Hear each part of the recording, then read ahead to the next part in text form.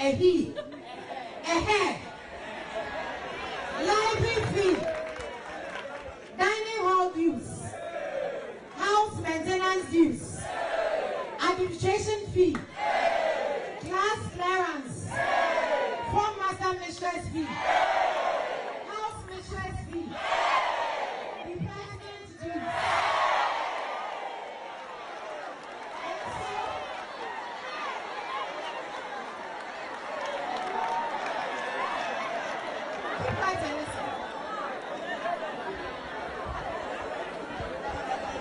You present these things to your parents, and what they say is that SWESCO clearance form, we are collecting money from you. Who instituted the administration fee? Have I told you to pay any form mistress dues? I mean, library dues. And so we want to take this opportunity to announce to the public that SWESCO clearance form is for free. And so any student who informs his or her parents that they are supposed to pay money for the clearance only wants to dupe the parents. That is not what we have told them. That is not how we have trained them. It is coming from the students themselves. Thank you.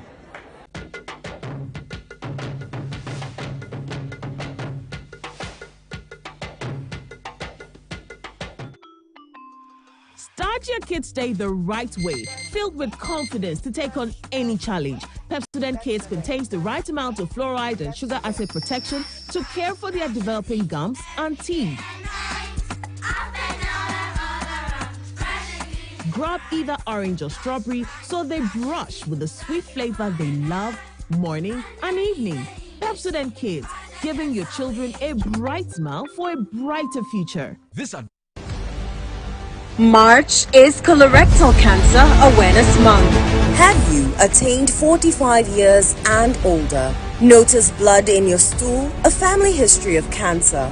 Then don't wait to have a colonoscopy. Early detection of cancer and effective treatment save lives. There are weak points in the development and spread of cancers of the large bowel that we have control over to stop, to reduce the incidence and deaths from these cancers. Achieving this success depends on you and me. We are fully prepared. What about you? Visit Mintuba Hospital and Coloproctology Center today or call us. Mintuba Hospital, First Ghana Colorectal Center, in to serve a peculiar health need. Hey, Unia, new release in Yana. Kaya gum. A bitino was me new release. Me can no access fita mu hono. And na TurboTech Garages Limited. Akwafa besiesi amana aye nitia. Obiasa ya car mu no. Accident car no na. TurboTech Garages Limited. Amana se jina ne naso sa no. Me si wo. Wo akwafa broni fita engineer efra brochiraba. And wo check cars no. Na wo hunu ba bia fault kro wo. And ho spare parts so wo de hye. Afene si road. And so ho charges kakra bi o. TurboTech Garages Limited. Wo ye general servicing. Ebili engine overhauling, engine tuning, oven spraying, general electrical works, air condition installation work, BMU, upholstery, gearbox, make a TurboTech Garages Limited. Apart from sir, car that wotimi ato, and our Toma wono, was sire importation of cars, and who spare parts, if Rabutreba, Wokoto car mawa, free. Ace, also what you call TurboTech Garages Limited, our La Paz Malam Road, after Bayard traffic light, wah. Bibiania for 0206 48 17 and 3 and 0542 96 11 11. Website TurboTechGhana.com. TurboTech Garages Limited. Hey, Kaya will be a benyan. TurboTech Garages Limited. Your car beauty and the power boosters. Brush, brush, brush, brush, brush, brush, brush, brush your teeth. Brush, brush, brush, 2 times a day. Brush with Kel-Kit. Hello, my friends. My name is Kel-Kit Toothpaste. Wow. I was made to be gentle on your gum, but protected. I will protect your teeth from cavity, make your teeth whiter, stronger, keep your mouth fresh all day. And best of all, I'm strawberry flavored. So put on a smile and try me. That's amazing. Just try me. That's my job. If you say so, jump on my brush. makes your teeth stronger. Chicky whiter, chicky stronger. Yay! You did it! I'm glad you like your new toothpaste. Don't forget to brush both day and night. Kel Kids, happy smile.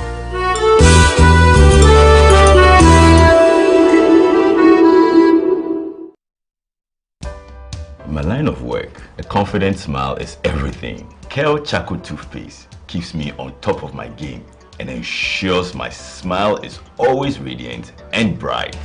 With the tiring nature of my job, we spend several hours under the scorching sun. To keep our teeth white and our breath fresh all the time, we use none other than Kel Charcoal Toothpaste. Kel Charcoal Toothpaste. You're on a Kessie and in a kit one. Samayo Kendini, a who be here, Samecha Sapapadia to Amame Manfo, Kel Charcoal's natural ingredients, and a bomb is several buying, a man's ring, Nesasu Mama Hotoso, a will beg you. Kel Charcoal Toothpaste. Choose Kel Charcoal Toothpaste for anti-cavity, whiter teeth, and fresher breath all day. Available in 80 gram and 150 gram. Grab yours today. Kel, happy smile. This advert is FDA approved. Yes, next. Hey, Nadia Benson, Asamo. Me didn't tum. Mr. Friend Calico, just call me cockroach. Now, Mr. Friend, me once now. Hey, that's you. Improve car. Yeah. Captain was key to double the action.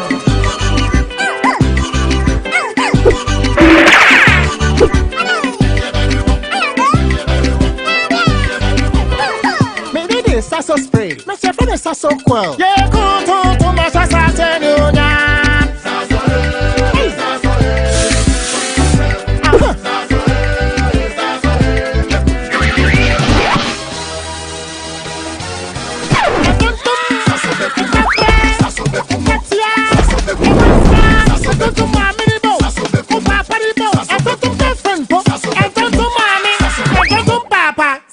Come tum preko.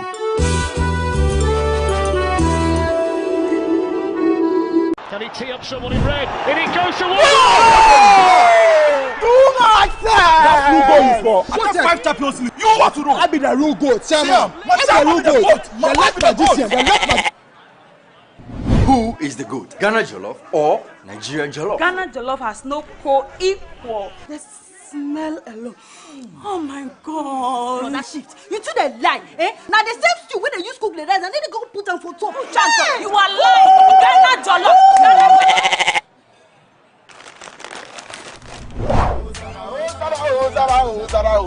Are you busy? Forget everybody. Yeah. My guy. Put some respect on the goat. On the goat. The only goat I know lives in Tama. Every year we dey give to you back.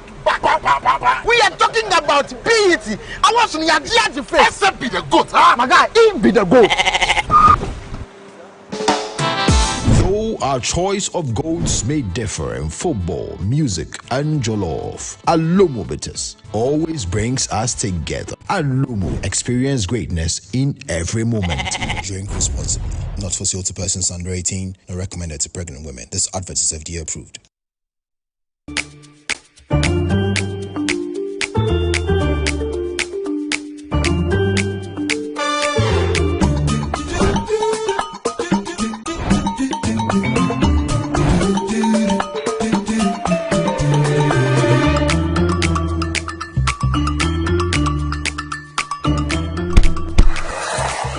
Hey buddy, it's me Azar. Yeah, me now they see. Hey, you don't look fresh. Oh. Hey.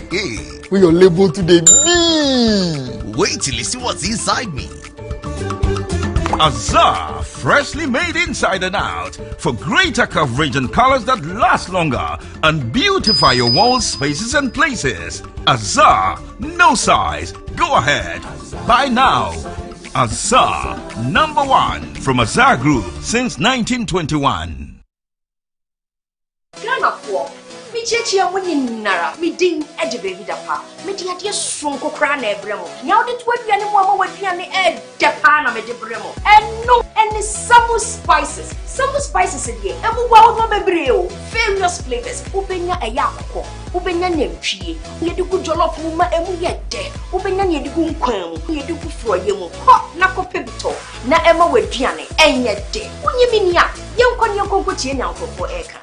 Down when you communicate, you all enjoy Uduba, that Samu spices. What in the essence, don't type. Samu spices in a Sabi, Daddy so say. Samu spices, Munsam. Samu spices, Nyama chicken. Samu spices, Nensaka. Nensaka in Kitwa. Measure 10 grams. Yawa chicken, spaghetti, garlic and ginger, stew, and jollof, and the flavors of Bebre. Samu spices, Nensaka. FDRJ Jadien Kratoyatum. When nations rise, it begins with bold conversations. When economies grow, it is driven by partnership. This April, Ghana's business and policy leaders converge at the Kwewu Business Forum 2026, the nation's premier platform for investment, enterprise, and economic transformation. With special guest of honor, His Excellency President John Dramani Mahama, joining captains of industry, financial institutions, investors, and entrepreneurs. The Kwewu Business Forum is more than just an event. It is a call to action. And so let us work together to build a Ghana that is competitive, productive, and inclusive, and a Ghana that creates opportunities for all. Come, let's engage in high-level dialogue, explore industry exhibitions, build powerful networks, and unlock real opportunities from finance and insurance to manufacturing, agribusiness, SMEs, and innovation. This is where it all happens. From the 3rd to the 5th of April 2026 at the Kwewu Convention Center in Praeso Hills. Go to www.kwewubusinessforum.com and register now. To register for exhibitions, call 059 555 5885 or 059 555 5995. Kwewu Business Forum. Connect, promote, grow.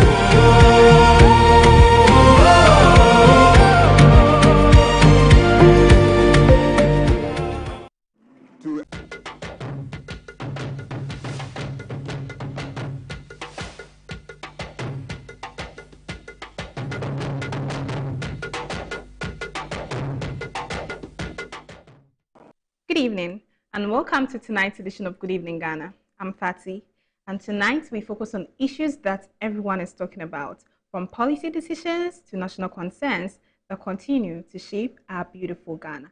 So stay with me as I walk you through what's coming up before Paul takes a seat for the main discussion. First up tonight, history, justice, and a global call for accountability as President Mahama demands reparatory justice at the UN. Uncle Kwesi Pratt Jr. breaks down why Ghana's past is the key to our future. This is a conversation you cannot afford to miss. Watch this. What are your general thoughts on this? Some are saying that we're wasting our time. Nothing will happen. Who can say that? We'll just talk. Nothing will happen. Who can say that? Especially if they are African. Right. You understand? It would be very strange if anybody said that. I mean, that would represent a total misunderstanding of history. Right. And the impact on history on current developments. But you see, the first point I'd like to make is that this resolution is not being tabled by President Mahama alone. You understand? It is not even a Ghana resolution which is being tabled. It's an African one. Because at the last summit of heads of states of the African Union, all 55 heads of states endorsed the resolution. It's gone beyond that. It also went to CARICOM. Okay. And all the countries, member countries of CARICOM, have endorsed it. So it's an African Caribbean resolution which is being placed before the United Nations General Assembly. And has tremendous support. And yesterday I saw the open forum at which Reverend Sharpton and so on, all of them spoke, in support of this resolution. So this is a resolution which has worldwide support, everywhere. I personally, last year, wrote a letter to about 100 members of the European Parliament on this subject. Mm. And Moro, you'll be amazed about the responses I got from members of the European Parliament. Interesting. Who see this as a worthy cause. Mm. You understand?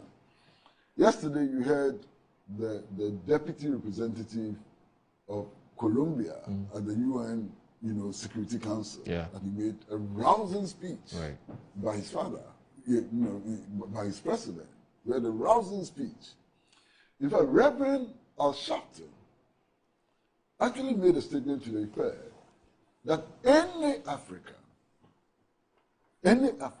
or anybody of African descent who stands against this big movement of the African people for justice must be an enemy of the African people. I'm sure you heard it. Yeah. I'm not the one saying it. I heard it. Yeah. Very clearly, yeah. So this is what we are up with. Now, one, President John Dramani Mahama was actually chosen, elected as the African Union champion on reparations for 1 year. Okay? His term came to an end last year. The African Union then decided that rather than have 1 year of focused actions demanding reparation and so on, we should have a decade. This is the African Union decision, that we have a decade of struggle for reparations and so on. Again, very significant. Now, it is also obvious that next year, President John Dramani Mahama, John Mahama, for short, will become the AU chairperson. And that's also largely because of the gains of the reparation movement that he has scored. You understand? For example, all of the West African leaders are unanimous in their decision that the AU chairmanship should go to him. So far, I haven't heard or seen any opposition to his becoming the AU chairman. So that's very clear. Now, there's a certain basic misunderstanding of reparations, and that is why. You see, some people think that when you talk about reparation, it's about begging for arms. It's about begging for money. We are asking for money to pay for the crimes which were committed against us. My brother, I've made the point over and over again that no amount of money can pay for the crimes which were committed against the African people. Right. So the reparation movement is not about begging for money. No amount of money can pay for the crimes which were committed against us. The reparation movement is about resetting the world in order to give the African a voice, in order to end the degrading conditions under which Africans have to work and live today, in order to ensure that Africans would own their resources and exploit these resources for their own benefit. That is what the reparation movement is about. Now, listen, Moro. What were the crimes which were committed against us? And I've gone through a lot of literature. In fact, to be able to write my book on reparations, I went through tons of literature. The least figure I've seen, says that 12.6 million Africans were captured and used as beasts of burden to work in the Americas for hundreds of years without pay. This is the least figure I've seen. The analysis will tell you that for every African who was captured and enslaved, 3 others were killed. Because they waged wars in order to be able to capture these Africans and enslave them.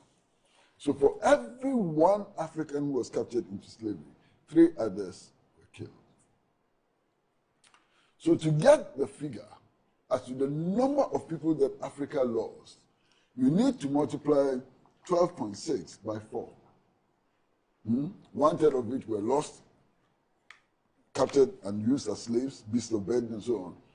And 2/3 were actually murdered in these wars of enslavement and so on.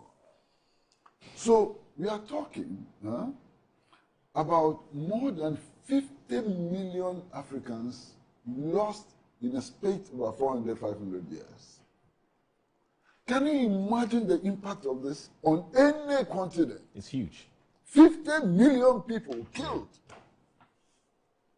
This is the crime which was committed against us.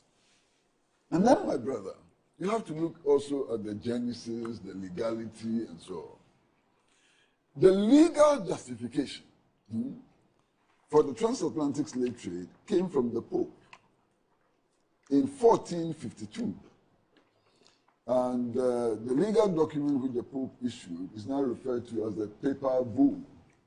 In the Papal Bull, the Pope authorized King Alfonso of Portugal to go out into the world and to civilize people like us. And that if we refused to be civilized, we were to be killed. Our properties were to be seized, and our wives were to be taken. I mean, what can be more criminal than this? And civilization meant conversion to Christianity. That's what civilization meant. So if you are not a Christian, you were deemed to be uncivilized. And the punishment for being uncivilized was to be killed. Also, your property to be seized and so on. Then there was the principle of the vacant lands. You know, vacant lands. Our lands were declared vacant in order to justify both the transatlantic slave trade and colonialism. And you know why?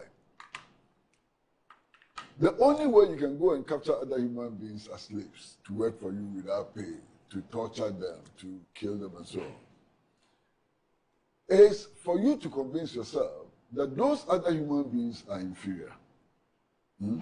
So the declaration of our lands as vacant lands was part of a grand scheme of things to declare us inferior. If you saw land which was occupied by snails and grass cutters and so on, you consider that as vacant lands, wouldn't you? Yeah. It's only when you saw human beings like you there that you would assume that the land is occupied. Right. So the declaration of our lands as vacant lands was because they didn't see us as human beings like them. And that gave them the moral justification, or they think it gave them moral justification, to take over our lands, to do what they did with us. And moreover, listen to me very carefully. In this period, our forebears did not just work for free to lead to the accumulation of wealth, which became the basis for the development of the Western world today. Their skins were used to make bags and shoes. And can you imagine the level of this atrocity? In the same way that you use sheepskin and python skin and so on, cowhide to make bags, our forebears had their skins used to make bags, leather accessories for the slave owners. Unbelievable. This happened to us. I mean, if you watch the forum in New York yesterday and all the descriptions of the things that happened and so on, why? If you buy a cow, if you buy a goat, and the goat delivers, the baby goats are yours. Yeah. Under slavery, the same law which applies to goats applied to us. Yeah. So if the black slave gave birth, the children did not belong to him. Because the black slave himself was a property of the slave owner. So the children automatically belonged to the slave owner and so on. So many things. Look, today, if you go around Europe and so on, America and so on, you find museums. What do you find in the museums? You find in those museums the heads of our heroes. What civilization displays the heads of human beings for public viewing and profit? What civilization does that? And those who were killed, those who were beheaded, were our heroes who resisted our enslavement and resisted colonialism. They killed them and cut off their heads and took it to their countries to exhibit. You know, I can continue on and on and on about the atrocities. Look at what Belgium did in the Congo. In fact, the whole of the Congo was considered as the personal property of the King of Belgium. The King of Belgium used the Congo to extract rubber and other minerals and so on. It was upon that he built his vast wealth. Now, if the Africans were not able to deliver the quantity of rubber that the King of Belgium wanted, they amputated one hand. The next time they failed to deliver the quantity, they amputated the other hand. What is more terrorist than this? And so on. But we went through this. But most importantly, I mean, why we are calling for research. You see, the United Nations was set up around 1945, after the Second World War. And it was set up to prevent war and also to develop mechanisms to ensure that the world did not suffer situations which could bring about war, like extreme poverty and so on and so on. Unfortunately for us, by 1945, when the UN was being established, there was no African at the table. Because the vast majority of African states were still under colonialism, were colonized, so we're not there. They set up this United Nations organization, which does not recognize the interests of the African people. That is why today, 1.4 billion Africans do not have any say in the UN Security Council. 1.4 billion Africans.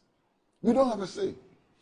And yet, small countries like France and Britain have veto powers in the UN Security Council.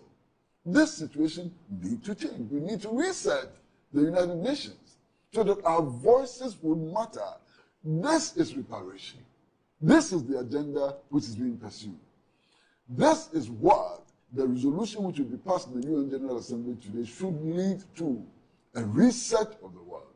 And the reset of the world is not just about the UN Security Council. My brother, it's about the World Trade Organization. It must represent us. It must lead to the expression of African aspiration, the realization of the African aspiration. The IMF and the World Bank need to be reshaped and so on. We need to do that. So it's about research. Now, one of the things that affected us, the transatlantic slave trade did to us, was that it devalued our spirituality. You understand? It substantially devalued our spirituality. We need to reset. You know, when I was growing up, and that's recently, the African drum was not allowed in the church because it was considered evil. You couldn't play for Tom from in the Catholic Church. Evil! You understand? It took great men and women like Bishop Akwesi Sarpong and so on to fight for our culture to find expression in the church. It took the Mozambo, the creation of the Mozambo Disco Cristo Church, to make our culture, our religion, and so on, compatible with Christianity. Today, you see many Catholic priests, you know, they have kente motifs in their cassocks and so on. It's a recent development. You understand? When I was growing up, the Rich Hospital in Accra was a whites-only hospital. Yes. When I was growing up, the Accra Club was a whites-only club and so on in Ghana. Can you imagine the trauma that our people have gone through and so on? So we need to reset this world, and that is what this reparation agenda is about. Wow. And this is the agenda that, fortunately for us, is being led by President John Dramani Mahama as the AU champion, and will be pursued by him next year when he becomes chairman of the AU. In fact, a lot of people think that this radical move is by left-wing elements and so on. One of the most strident voices in Africa today for reparation is the government of Togo. The government of Togo is strident. I mean, the Togolese foreign minister, I met him in a conference in Algiers, you know, late last year. And he said that, look, if they will not listen to us, let's boycott the UN. We should refuse to go to the General Assembly every September and make speeches and so on. So what is the value? Boycott the UN. Let the world come to the reality that we are not part of this structure. And so this is the Togolese foreign minister. Yesterday, for those of you who watched the forum in New York, you saw President Eyadima sitting in there and so on. So this is something which has united the whole of Africa, our leaders, the diasporan leadership and so on. One of the most brilliant speeches I've heard on this matter is a speech which was delivered by Duruba bin Wahab. I don't know if you remember Duruba bin Wahab. Right. Duruba bin Wahab, who is now resident in Ghana, was a former Black Panther leader. And he gave a brilliant speech, excellent speech, you understand, on this matter. So the whole of the African world, either on the continent or in the diaspora, is mobilized behind this momentous demand for reparation. Look, there is no institution in the world which is prospering today, which is not a beneficiary of the free labor of the African slave. University, church, financial institutions, all of them build those institutions on the back of our enslavement, on the back of our pain, on the back of our free labor. Take the Barclays Bank. Take the Barclays Bank. Who established the Barclays Bank? It's not ABSA. Yeah.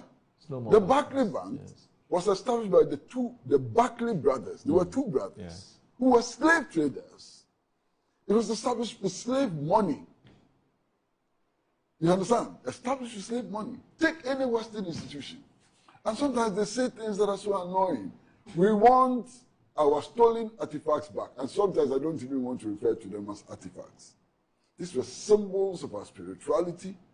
These were monuments of our leaders and so on, our heroes. And then they tell you that your museums don't have the standards that they have, and therefore, until we have attained the standards that they have, they will keep the stolen items. What effrontery! What effrontery! What is this? And again, Moro, is this show now today a history program? No, it's no, but I mean, if we want to go into this history, then Uncle Kwesi, who is a Pan-African, you give him a one-on-one so he come and do history.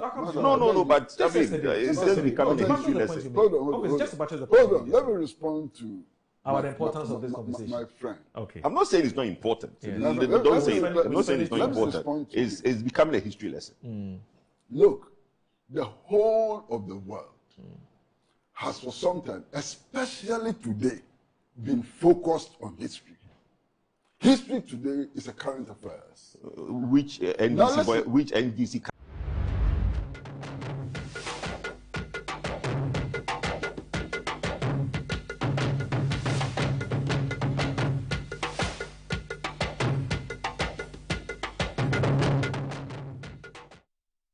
Hello, good evening, and welcome to another edition of Good Evening Ghana. It's always a pleasure to come your way.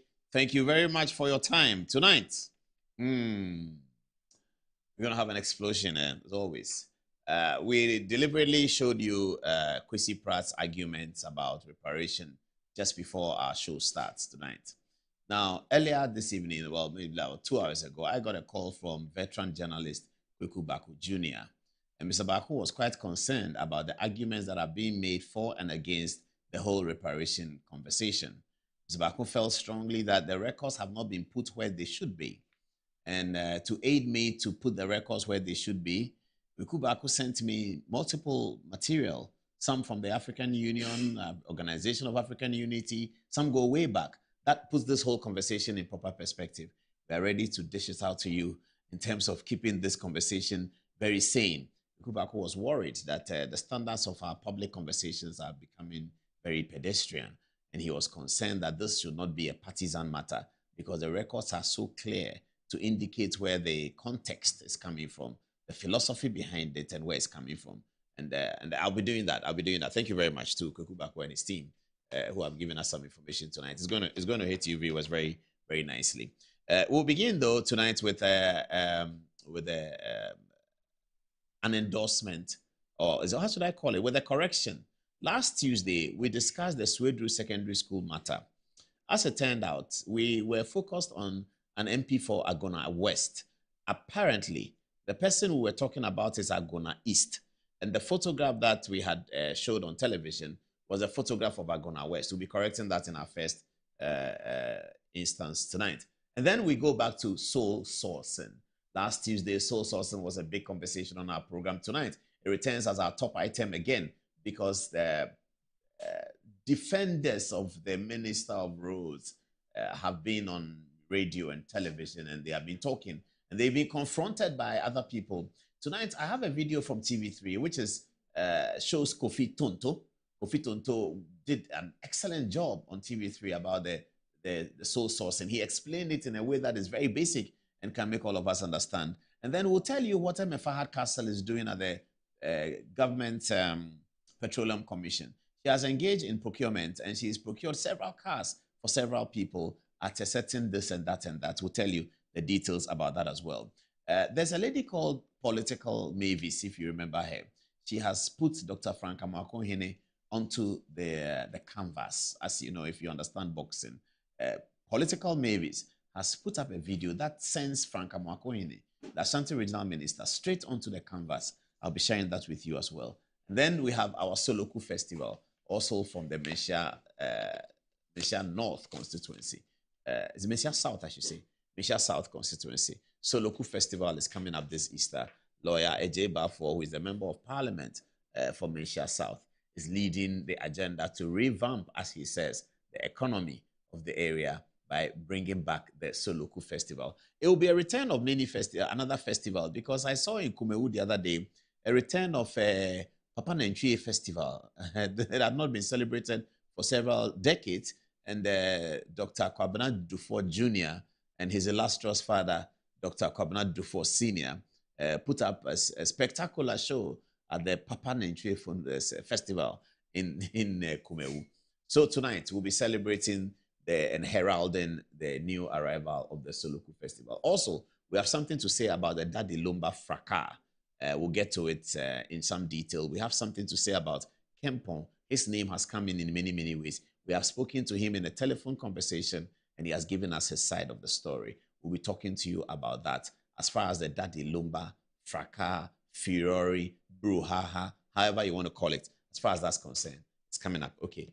Permit me now to fly onto the touchscreen, and let's begin our show tonight. This is Good Evening Ghana. Welcome aboard. Welcome to the show. Agona East MP, is that the MP in question? Is that the Agona East MP is the MP in question.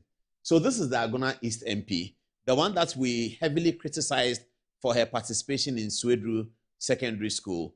And this is the Agona West MP, who is not the culprit at all. Honorable Member of Parliament, we are sorry about putting your photograph up and referring to you as her. It was her who did the bad thing. You didn't do it. Now, this MP, who is a 5-time MP, she's been in Parliament for that long, and we congratulate her for her work of staying in Parliament that long.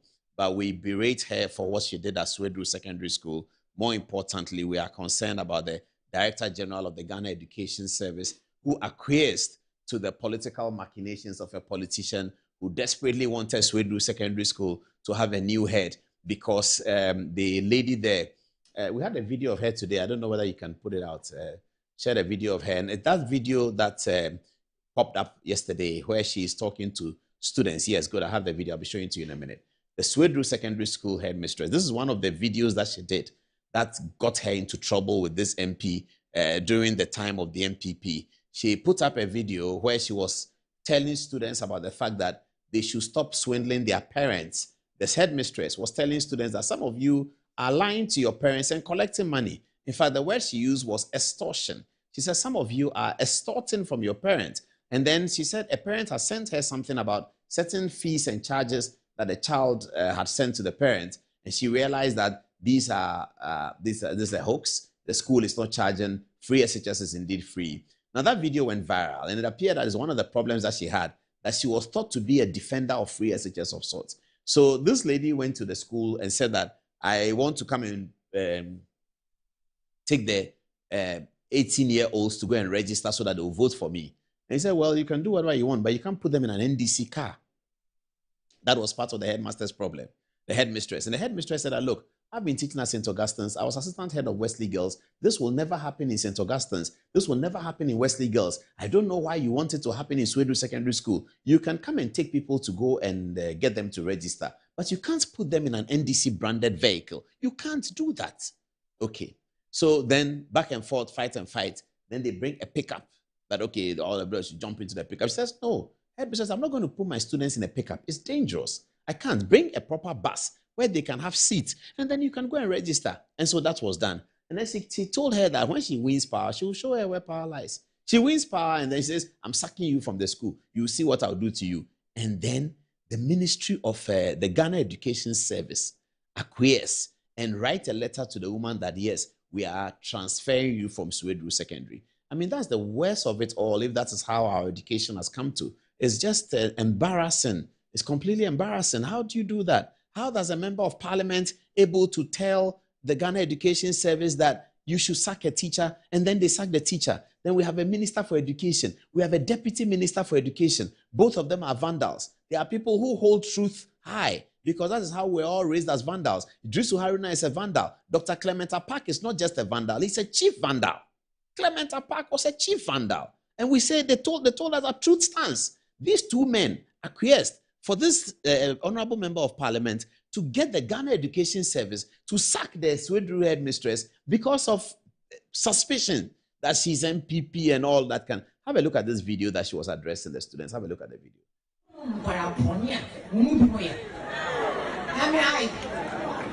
Master, are you ready? And so there are some of you students who are using the clearance to dupe your parents. Now, this is what a student sent to her parents. A hair, not a he. A hair. Library fee. Dining hall dues. House maintenance dues. Administration fee. Class clearance. Form master mistress fee. House mistress fee. Dependent dues.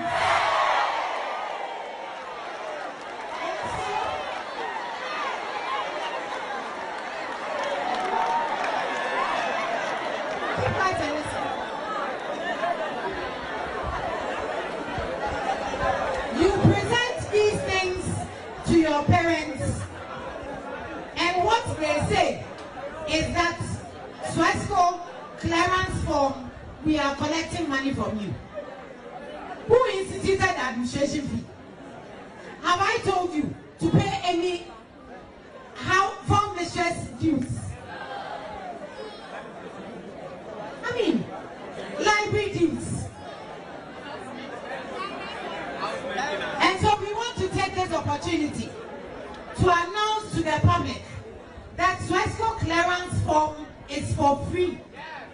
And so any student who informs his or her parents that they are supposed to pay money for the clearance only wants to dupe the parents. That is not what we have told them. That is not how we have trained them. It is coming from the students themselves. Thank you. Who doesn't want a headmistress like this in their school? Which old students, which alumnus or alumni does not want a teacher like this in their school? The member of parliament is the only one who doesn't want the school in her community to prosper. So she takes out their jewels. She sacks them. This person was deputy head at Wesley Girls, worked at St. Augustine's, high marks, flying colors. The reason why she was moved there was that age-old Akufo-Addo policy of equalizing the standards in the school, so they take a headmaster from here. And that's not Akufo-Addo, it's the British. So those who go to Prempeh College, apologies to them, those who go to Prempeh College, they are always laughed at. They are Adisadel of Ashanti, because it was Adisadel headmaster who was moved to go and set up Prempeh College, so that the standards will be similar. So Prempeh and Adisadel boys, they look similar, can't you see? Yes, Presec is original, but this one, they are similar. Forget about that joke. So now, so she was identified that, look, this woman is good. She has taught her Wesley girls. She has the standards of Wesley girls. She's taught at St. Augustine's, a boys' school. She's done girls' school and boys' school. She has top standard. If we take her to Swedru Secondary, she'll be able to do it. Go and ask the old students of Swedru. They've been applauding her forever. Then comes MP and election results of John Mohammed's victory and says that I will remove you from the school and take the teacher. Everybody says no. And the two education ministers cannot stand to her. They all have to acquiesce that she said she wants to sack the Swedru headmistress. You sack her. This woman, Charlie, the way she is, this woman, everywhere I've heard the story from many people. I've got texts. People have sending me texts. People who work at GS. Should I read some of them? Maybe I'll read one of them tonight. You will see. I saved his number, so I'll read it. He says, he doesn't want me to mention his name, but he's sending me texts that these things that are happening is terrible. Every MP comes in and is shifting people around. Why do we live in a country where a member of parliament can decide that she doesn't want the head teacher of a certain school because during her time in opposition, she found out that the woman was MPP?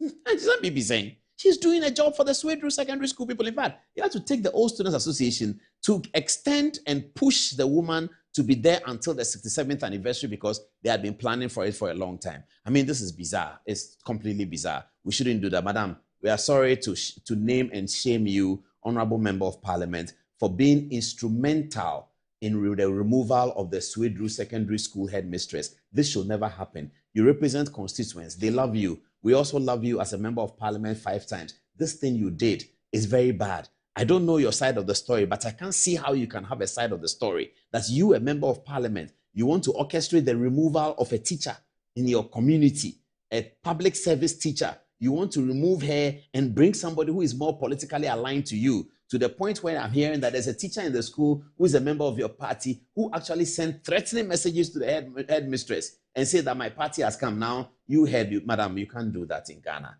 This is not why Fourth Republic was fought for. I don't know how far you've been in the system. I don't know what work you did, but I saw people working for Fourth Republic and laying their lives down. This is not how they laid their lives down. People went to demonstrations and were shot at for Fourth Republic. This is not why we did it. We didn't do it so that tomorrow an MP can come and sack a teacher. We did this so that the standards of democracy are maintained. And there's auditory pattern. Everybody can be heard. And the system will run well. This is an example that we should discard. This is an example that we should flush out of our system. This is an example that the speaker should be concerned. The speaker should call her privately and ask her that, Madam, what happened? And call the education minister, who's a member of parliament, the deputy education minister, who's a member of parliament, the speaker of parliament, if he wants to advance his democracy, if he has heard this matter on the social media or he has heard it anywhere else, you should call them and ask them that, what happened, Madam? Why are you moving teachers? Why are you doing that? This is the teacher. This is the one you saw in the video who was stoutly defending the fact that the Swedru Secondary School clearance is free. All right, let's leave it there. We get on to another matter. Hey, Governors Kwame Agboja of KNUST. What is going on? Hey, Governors Kwame Agboja. He has given out 73 billion and he's defending it. He says he doesn't care. He says that if he doesn't do a short, what do you call it? If he doesn't do sole sourcing, the thing will be slow. It will be slow. What are they saying here? The Minister for Roads and Highways, Government Agboja, has rejected claims that the government's flagship Big Push infrastructure program is dominated by a sole source contract, insisting that less than half of the projects were awarded through that method. Okay, less than half. President John Dramani Mahama said something else. Tonight, I'm going to stay on Kofi Tonto on this one. I'll deal with it. But before then, I want you to understand something. Here is a contractor who is part of the Contractors Association, okay? He's not political. He's not NDC or MPP. Kofi Tonto is MPP. So, yeah, fair enough. But this contractor I'm going to show is not MPP or NDC. He is worried about something relating to the sole source, but his angle is very technical. Very, very technical angle. And I want you to see it. He spoke on Channel 1 TV. Please have a look at this. In the classification of contractors in this country, something very, very interesting had happened over the last 2 years. Okay. In 2023, the ministry decided to reclassify contractors in this country. And when they did that, as at 1st January 2023, there was a total of only 233 contractors who are qualified to be on that list. Then by December or November 2024, that list had increased to 1,414. Yes, qualified contractors. Again, you see that people are actually putting their names on the people are qualifying quickly to bid for certain projects. Now, between November and when this government came into power after the election and December 2025, that number had increased from 1,414 to 3,464 contractors. You don't say? Yes. It's on the Ministry of Roads website. You can verify it. So there's a dramatic increase in the number of contractors who suddenly qualify to bid for government contracts. And the number who qualify for what we call unlimited has increased from mere about 40-something to 290, which means unlimited. They can do any scale of contract works. So the grounds have been laid. True. You understand? So these are the things that if we want to investigate thoroughly, we need to go back and look at all that information. How did all of a sudden people qualify in such huge numbers? And how many of these people who qualified within the last 1 year have been awarded some of these sole source contracts? That is where we can then begin to see the real intents and to assess whether the government is being transparent and honest with us or not. So these are the things that we need to follow very carefully so that we can arrive at conclusion, and not just the mere fact that, oh, we went through the law with, no.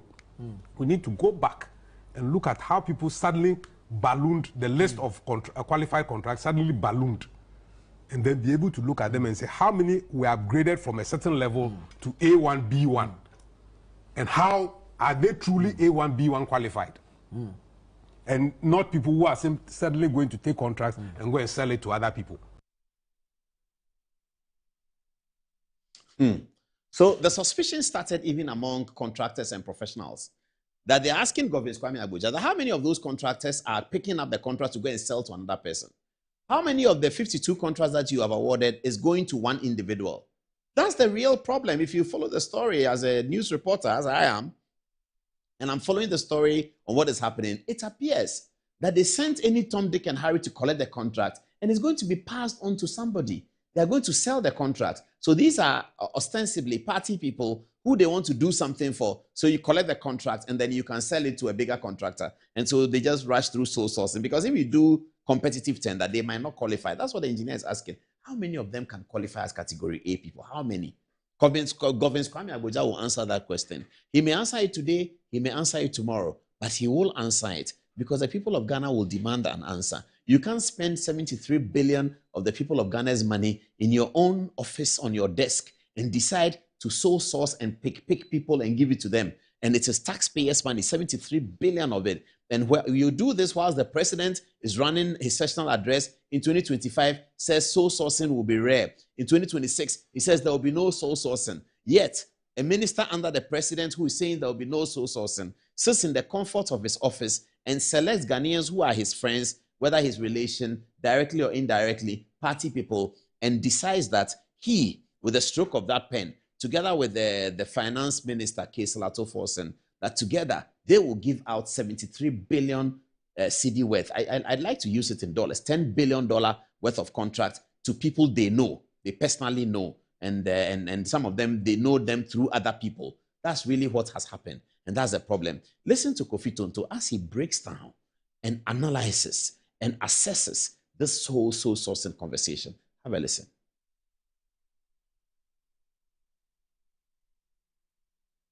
Not last week, where your own colleague, Stan Dogbe, was given contract by a government agency.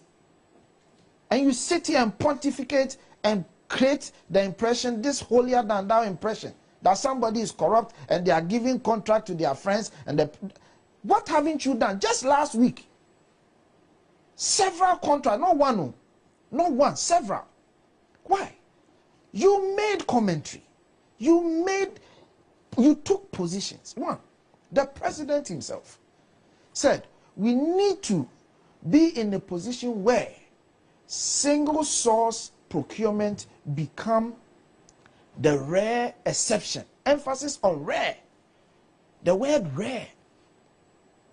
Then your foreign minister, then ranking member on Foreign Committee, Okudzeto Ablakwa, said that in your manifesto, the reset manifesto, we are going to put it in the reset manifesto that single source procurement will be cut out.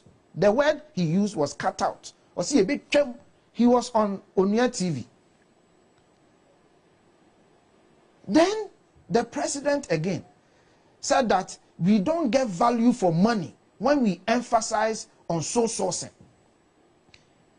because it creates the opportunity for people to inflate. Then the gentleman who's the roads minister now, Kwame Abuja, June 18th, 2021, he held a press conference and said the reason why we are not able to construct our roads is because of single source. Because single source procurement have the potential to inflate contracts. And in fact, cited several examples how contracts have been inflated. Then your other boss, Sami Jenfi, said, single source contracting is the avenue for people to steal because they inflate contracts. And President Akufo-Addo and his Ofori-Penyimfie, he went as far as denigrating a whole traditional area. I hope you are listening. He denigrated Ofori-Penyimfie, said Ofori-Penyimfie are part of the single source corruption. And you sit here and say, what, Beatrice? And say, what? Now you have found your moral scruples and want to lecture us? You want to lecture us about the things you said? The point was that you said single source procurement have the potential to increase prices and inflate prices. That they form the bedrock for corruption. So nobody has to even use the word corruption. Look, Fourth Estate, when they did this whole expose or whatever you call it, they didn't just do it because Beatrice is a nice woman. They did it to highlight the fact that the very ills you pronounced, that single sourcing can increase and inflate contracts, the very thing are occurring. I'll give you an example. At our time, feeder road, a kilometer of feeder road was $550,000 US. As I speak to you today, and I have two contracts here, Roland, that I will show you. One contract, a kilometer of road is going to cost the good people of this republic a kilometer of feeder road, emphasis on feeder road, the roads that we build in the rural areas. A kilometer of the same feeder road that cost us $550,000 is going to cost us $1.2 million. A kilometer of feeder road. Is this something that runs through, or I haven't interjected so that you say that I'm interrupting you? So, but what I do know, the little knowledge I know is that depending on the topography of the area, look, and this one you're alluding to specific contracts. I'm giving you specific contracts, and I can even name the contractors and all of that. I have all of it. So here. I'm asking, please, for their reputation. That's all right. No problem. I don't have to.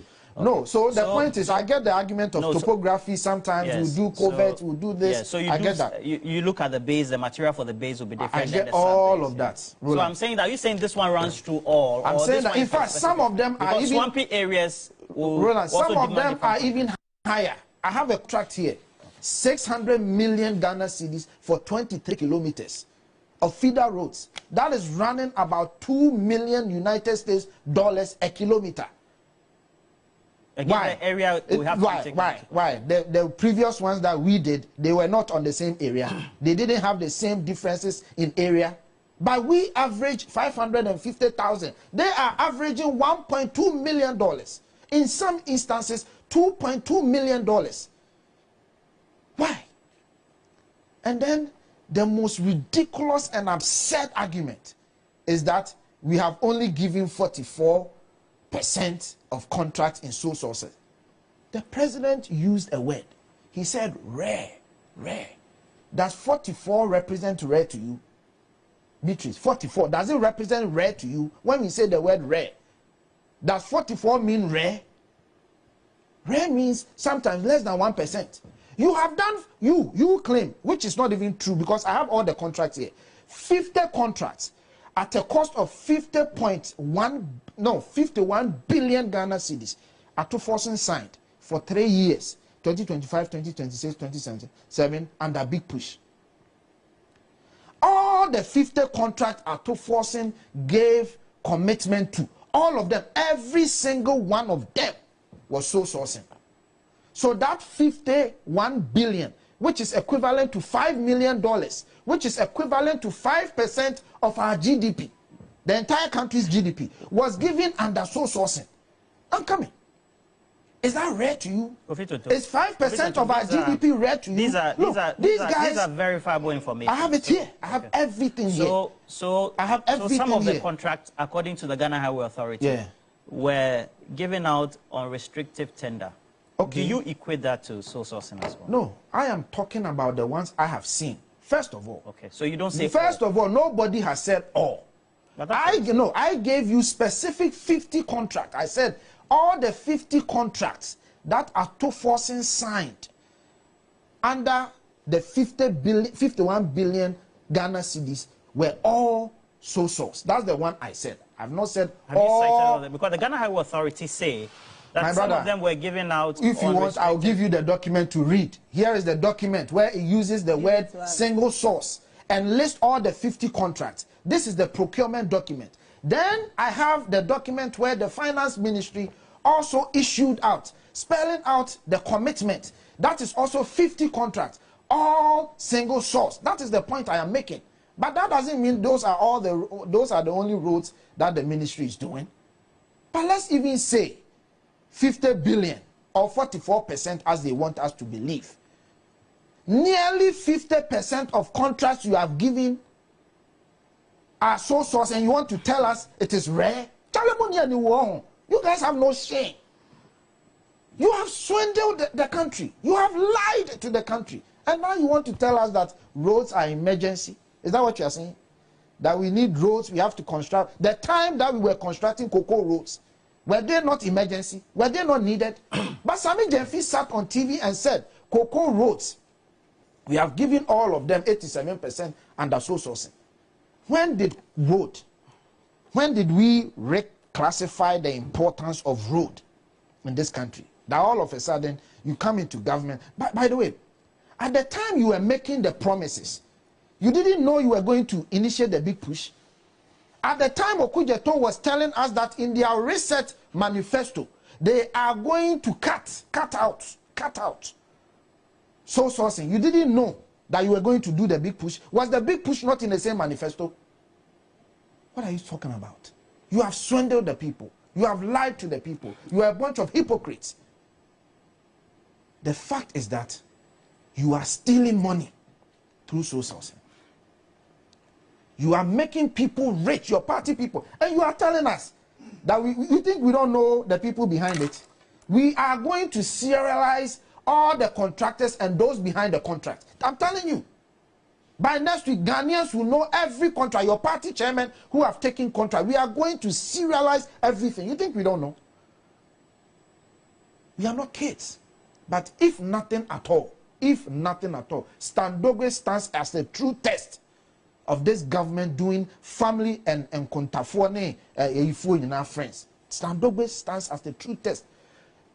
And he has the effrontery to sit on social media and tell people that he also has a company. So must he collapse his company if his government is in power? He will continue to get contracts.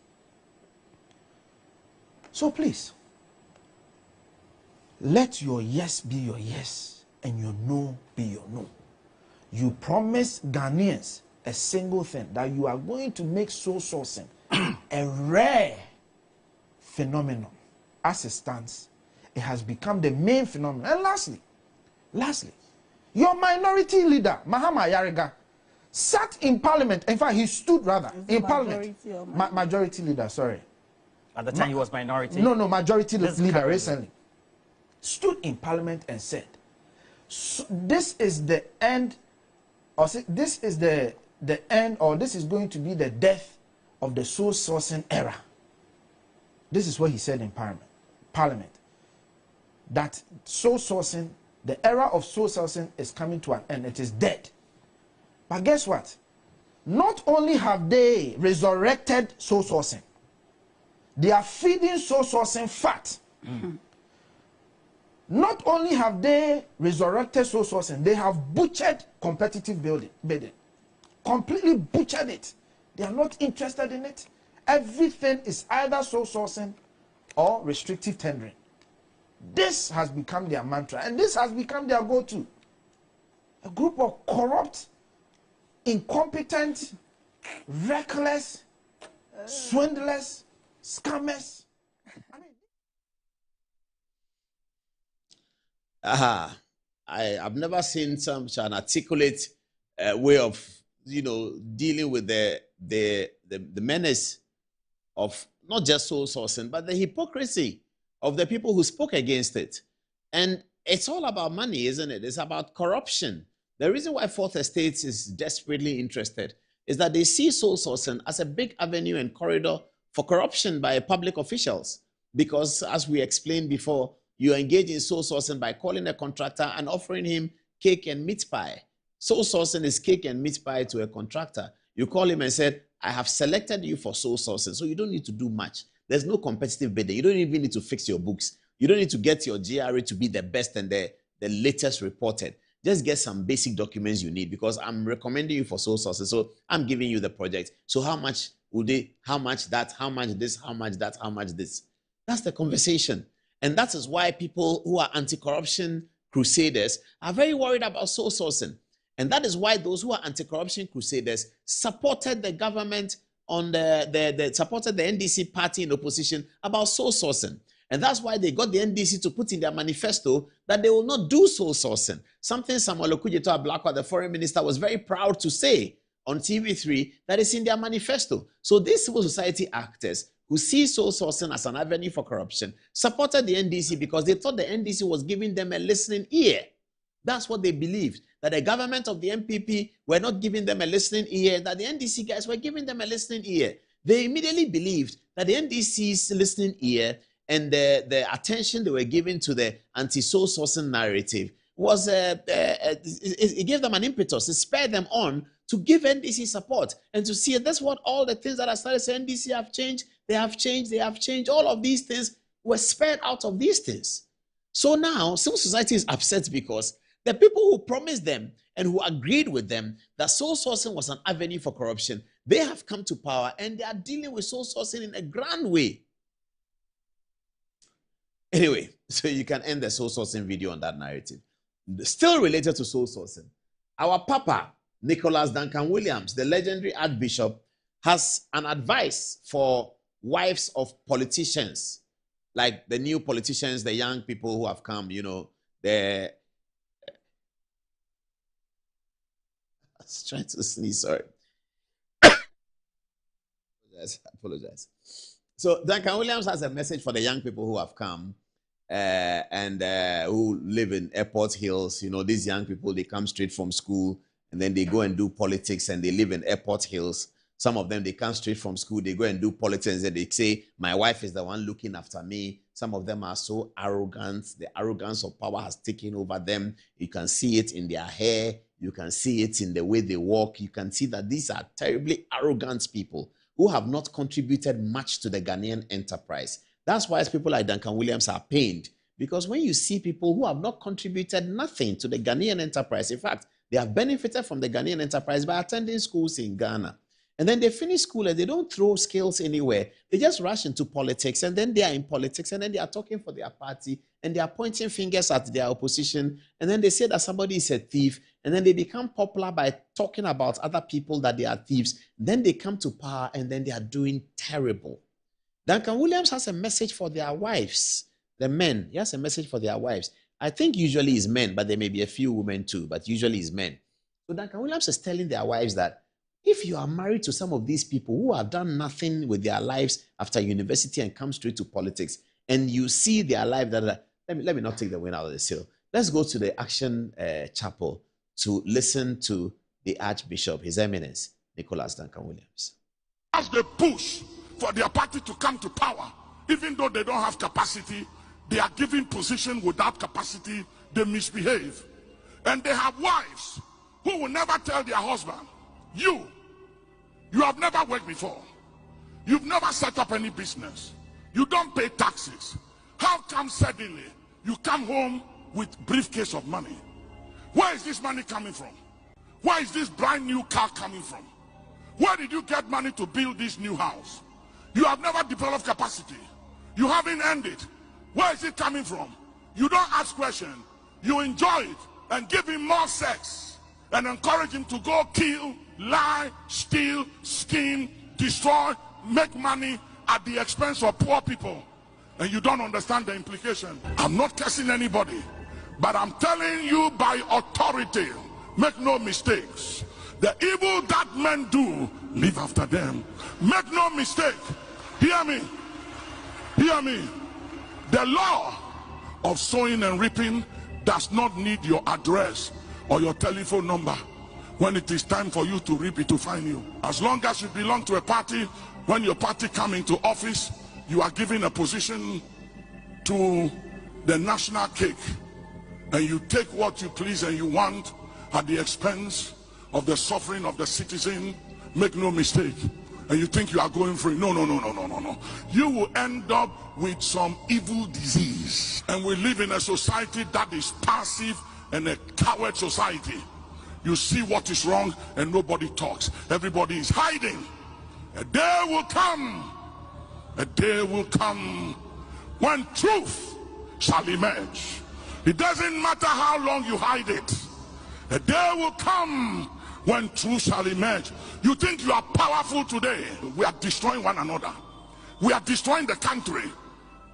Because this party only comes to power to make money. This party, they only come to power to make money. This party, Duncan Williams said, they only come to power to make money. Which party is that? I don't know. He didn't say the name of the party. But after he spoke, he said, this party, they only come to power to make money. He didn't say these parties or all the parties. He said this particular party, they only come to power to make money. He said something called, is it strong disease, he said, or evil disease? It's powerful. Oh. Papa, we are sorry. We are sorry, Papa. We are sorry. We will endeavor to build capacity and serve our nation with the capacities that we have built. God be our helper. And Papa, you be our prayer champion. And pray for us. Pray for the youth, Papa, as you always do, that our path may not be obscured and that light will shine on our path, that we can walk in glory to the eternal Father by the grace of God. I hope that that prayer is answered. Okay, end of story. Now, my lady, MFA Hardcastle, was one of those who terribly complained about corruption under Akufo-Addo's administration. She was a key member of the John Mahama first government, and she's a lawyer. She was practicing with President Mahama's lawyer, Tony Letha, in Accra, and she was on several boards of the government.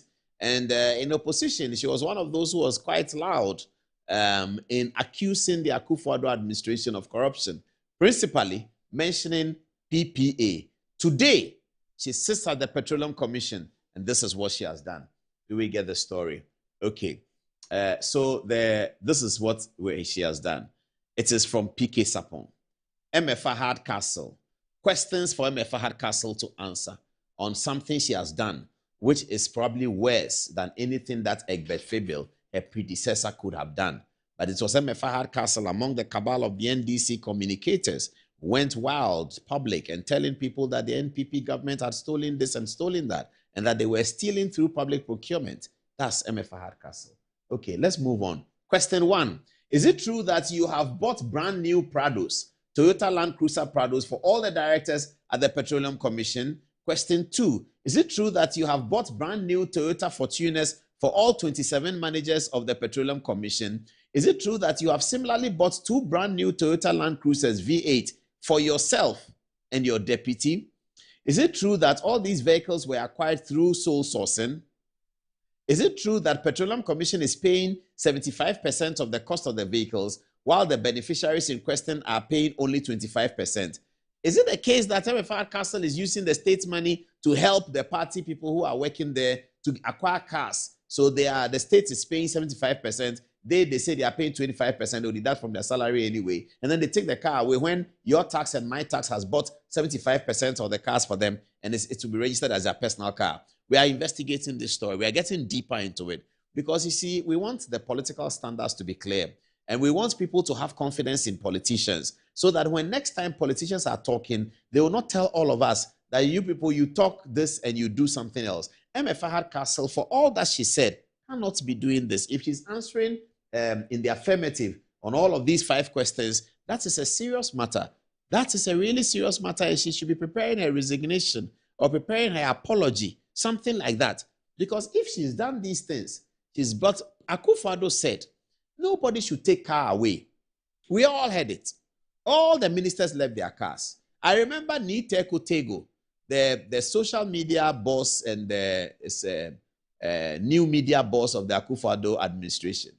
He put a photograph and said, I've left my car at the Jubilee House. You people can come for it. Akufo-Addo said everybody leave their car.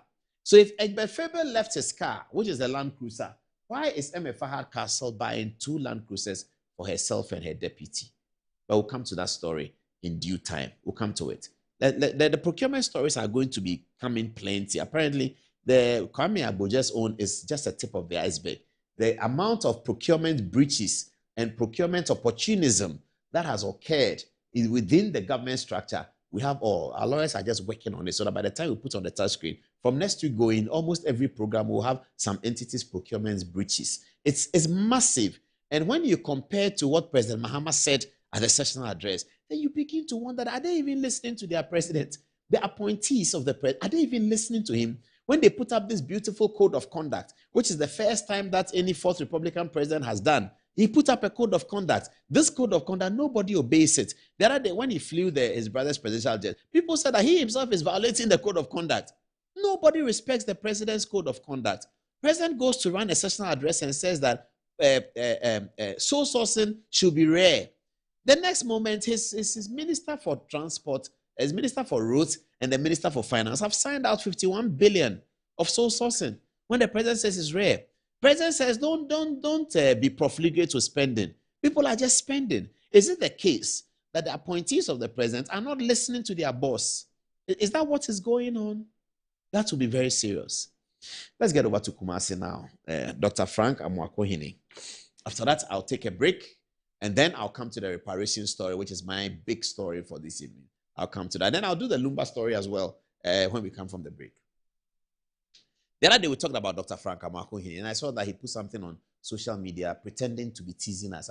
We didn't get into it because we are not about teasing people. We are about thinking and making things happen. You know, that's the point we are making. I don't know what he was doing before he became political, but I know that his doctor is not medicine. It's the other one there.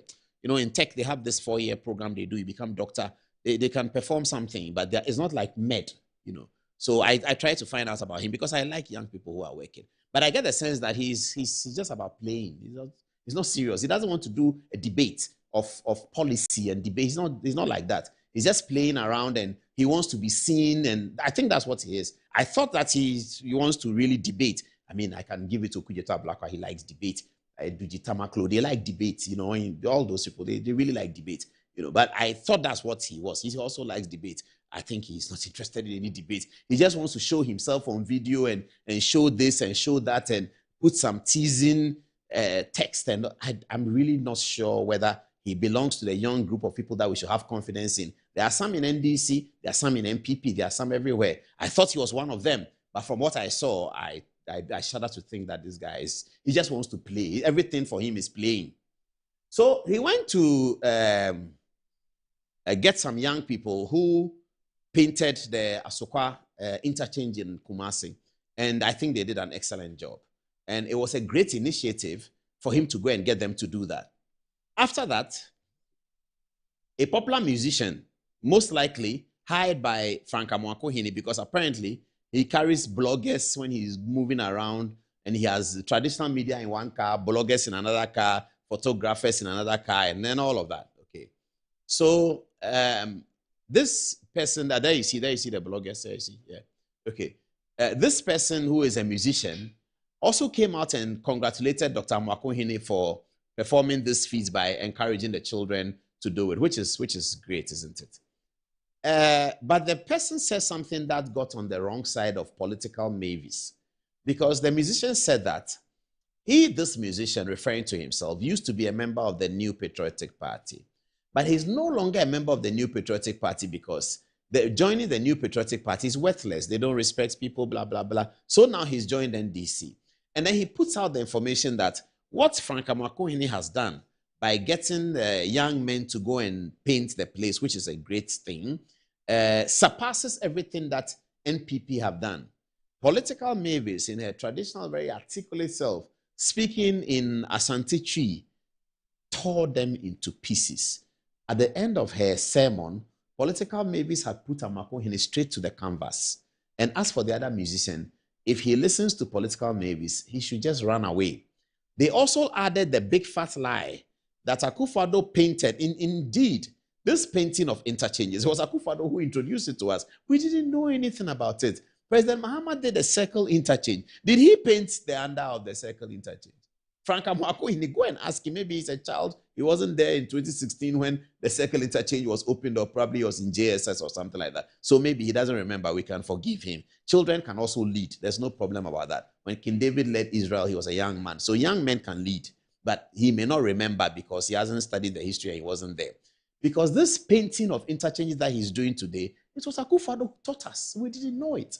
Nothing was painted. It was when the year of return came and the ideas were coming in about it, and then people felt that let's do this to give it an artistic impression about the Africanization and that kind of thing. It's an Afrocentric kind of thing. It's beautiful, isn't it? Yes, so it was Akufo-Addo who brought it. So if today you have learnt it and you are painting, and you think that that is a way to come and say that Akufo-Addo gave his daughter $25 million, that's the information they put out. That Akufo-Addo gave his daughter $25 million, a whole minister for region, Ashanti region, can participate in facilitating such blatant lies. Blatant lies. That Akufo-Addo gave his daughter $25 million to do those paintings. Political Mavis was outraged. And so she took to the camera, and this is what she said. It is possible. Mr. Ramontag, of our Yosi, Wayosi, we movies in the training, Wayosi, Mr. Ramontag and Emma. Of what a room, my video bia, Oko Jina, Asqua interchange, Dr. Frank Amoako-Hene visual student, Ako painting one, Uko Jina, one our regional minister, Basso, now Oko Donati, near my support here, Nafe, we are seeing our cases to pizza. Okra, dear, maybe a chair, Mona, MPP ni, the mom, enema memoir, MPP, memoir, Bassa, Enya Kono, Name a Pamuni painting, a mouth free Maoko joining NDC. And as I chat was said, Akufo-Addo award their contract worth $25 million. Yen painting interchange say ya demand about badge and chroma. Nano of Ampasa, Wadarumo, Metua, Ebiana when you're rare. Interchange ya Oko Jina, see Oko donating a more their supporting our Obama in Abasui. NPP Kroya was in a memon koyen to free moon as NPP 1 in 4th Republic. No NPP abaye di kind ever 4th Republic mu. Aya President John Ajekun Kufuor Asantini de Asantini mapa Asantini President or di kind ever 4th Republic on the Sidima Santemai. And the interchange now also be a penti. Ya di penti a penti red, yellow, green a penti. And you bo obia basu a penti no. Bizarre say, why in the sea ye? The old sea ye, a President Kufuor was say, NPP ammonia kono nyentino, what free moon, a President Kufuor NPP ni, or no, and the seaside interchange. Okoya Okobo, regional minister, number to say one day, free SHS visual student, free SHS, Okolaya Penti, or me a free SHS student.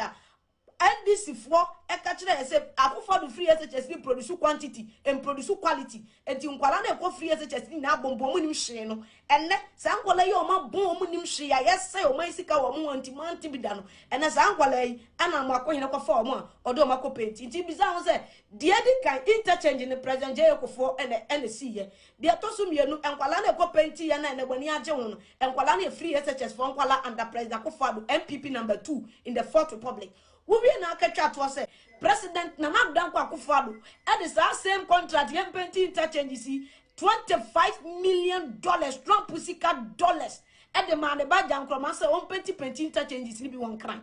What a Roma agency bay, ministry bay, a buying institution bay, and a team a man award is our contract to the Jankroma. Second contract award in 8 years in Namu.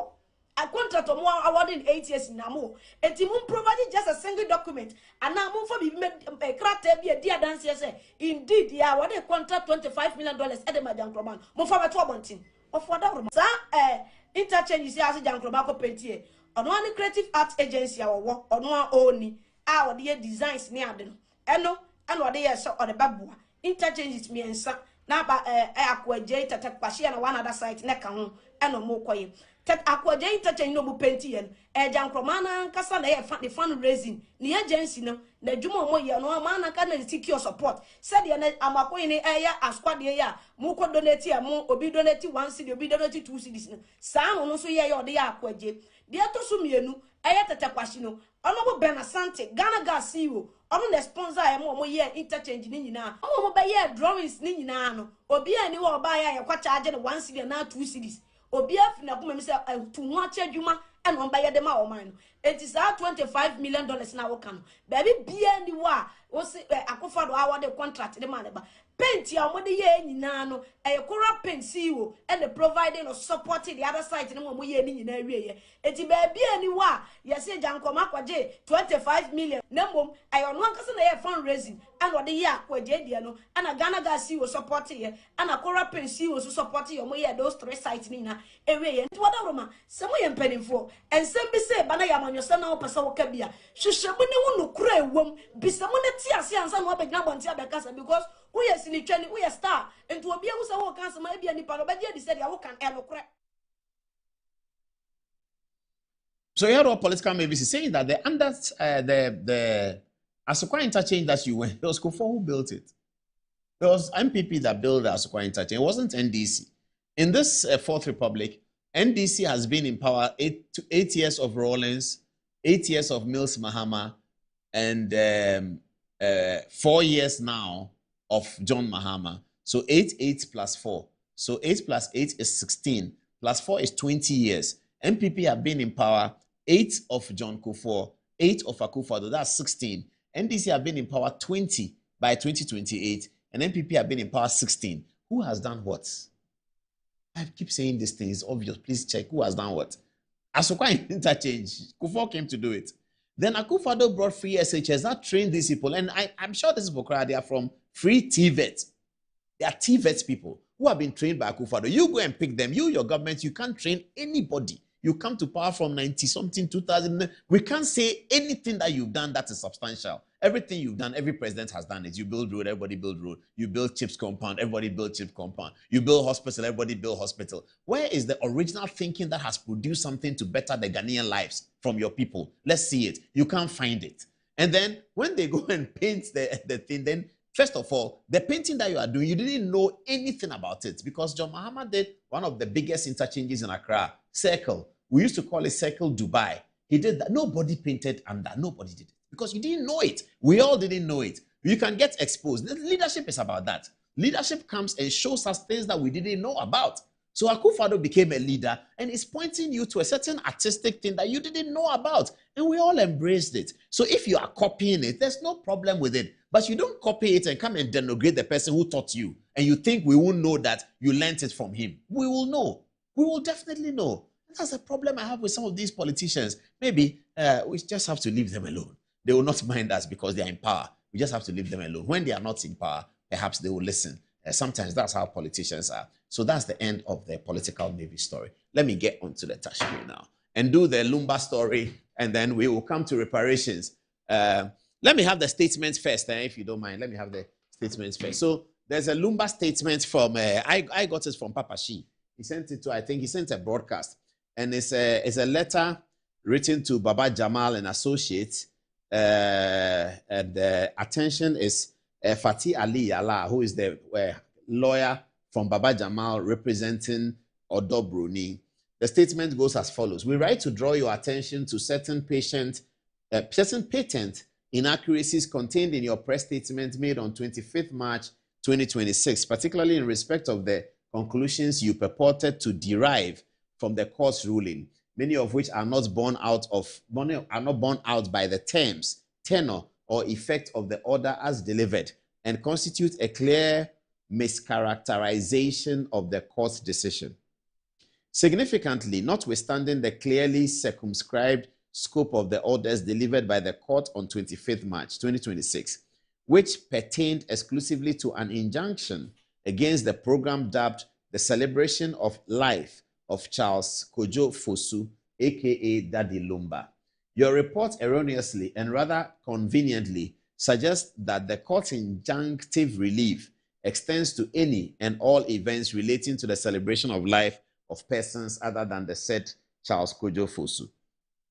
These comments are most regrettable and wholly inaccurate, and it constitutes the gravest distortion and perversion of the court's order calculated to misinform the public as to the true state of affairs, blah, blah, blah. Let me just explain to you what they're saying. So the Akosua Sewa people who lost the injunction was granted against an event they were hoping to have it this weekend, event they are calling the Celebration of Life of Daddy Lumba. The court said they can't do that. It's injuncted that event. They tried to do an event and call it something else. So you see videos where Papa Shi is saying that it is now celebration of Akosua Sewa because, as he put it, Akosua Sewa no ono na nyame yi na ma ekunafo nyina. That's what Papa Shi said. That Akosua Sewa no ono na nyame yi na ma ekunafo nyina. So they are celebrating Akosua Sewa for standing as a backbone, as a representation of widows. That's what he's saying. So the lawyer for Baba Jamal said that the injunction extends to all kinds of things. So the quarrel that this statement is trying to settle, is that the injunction from the court did not injunct any other event. It injuncted an event whose title will be the celebration of life of Charles Kojo Fosu. So they say that the event now is the celebration of Akosua Sewa. And people are asking them, Akosua Sewa is alive. What are you celebrating the life? Celebration of life means somebody who is dead. Whatever. That's up to them. So my concern, though, is Kempong. And I've seen videos and stuff that is written about Kempong. You can put his photograph up now. That Kempong has done this, and Kempong has done that, and Kempong has done this and that and that. I'm waiting for the photograph. Okay, there you go. This is Kennedy Japan. That's his name. Because his name resonates with another name of the same pronunciation and very similar spelling, he calls himself Kempong. Of course, his name resonates with the celebrated politician Kennedy Ohene Japan of the MPP, the former MP, NDC MPP flag bearer, hopeful Kennedy Ohene Japan. He was a member of parliament for Asin Central. Started with Asin North, then Asin North. He was member of parliament for, is it Asin Central? I think Asin Central. For many, many years. So they are both Kennedy Japan. So he calls himself Kempong to distinguish. So people call them Kempong the businessman and Kennedy Japan the politician. So this is Kempong. Now news has come about him, about his involvement in all of these matters, Akosua Sewa and all of that. I spoke to him last night about it, and I said I was going on. Now I know Kempong sufficiently well. Kempong has a modus operandi. Yeah, he's a contractor, so he's an earth-moving contractor and that kind of thing. So he works for government, he does cables and all that. So Kempong has this kind of modus operandi for his business. When he works for government, most contractors, when you work for government, you have to pre-finance. So when he works for government, he pre-finances the job. When he wants to take the money from the government, do you know what he does? Show me the photographs of the pairing of Kempong and other people. Bring that photograph, I'll show people something. Okay. So I have here Kempong, Kennedy Japan, and Azumah Nelson, the famous Ghanaian boxing legend, global boxing legend, Azumah Nelson. In fact, I got to know Azumah Nelson through Kempong. And Kempong actually arranged an interview for me. Those of you who are watching Good Evening Ghana for many, many years, you remember the interview we had in Azumah Nelson's house, where he was in his ring and he put the gloves on my hand and all. That was all arranged by Kempong. Now, Azumah Nelson will go with, Kempong will ask Azumah, plead with him, and say, Azumah, go to the Ministry of Finance. The chief director is called Paul Adumochi. He hasn't paid us our money. So go there and ask him, I'm coming with you, but you go first. So Azumah Nelson will enter there. Azumah Nelson, Azumah. That's how it is. Then Azumah will say that, but chief, why don't you want to pay Kempong? You see, Kempong is helping our sports. He's helping all of us. Then you don't. That's how Kempong works. There's Azumah Nelson, and then there is also, let me see the other one. Is the late Super Odi. Oh, I thought you have Kempong and Super Odi as well. Is the late Super Odi of blessed memory. And I met Odi in Kempong's house many, many times. So Kempong do you have another photograph? Kempong and Lumba and something like that, please. So Kempong has, he had this relationship with Daddy Lumba as well. They worked together, and then, of course, eventually Daddy Lumba produced a song and all that. Okay. Now, because of that, Kempong is interested in the Daddy Lumba situation. I don't think that he's interested to make any profit. I don't think that he's a bad person. I don't think that. I mean, that's not. I know that he had a good relationship with Daddy Lumba because I met Daddy Lumba in his house at Airport Residential Area. Not once, not twice, not 3 times. Many times. Many, many, many times. And Daddy Lumba was there. He looked very happy and they were talking and all of that. And I go, Lumba will be there all the time. Kempong will complain that Lumba doesn't go out. So I'll leave him in the house. I'll go and jam and then I'll come. That kind of thing.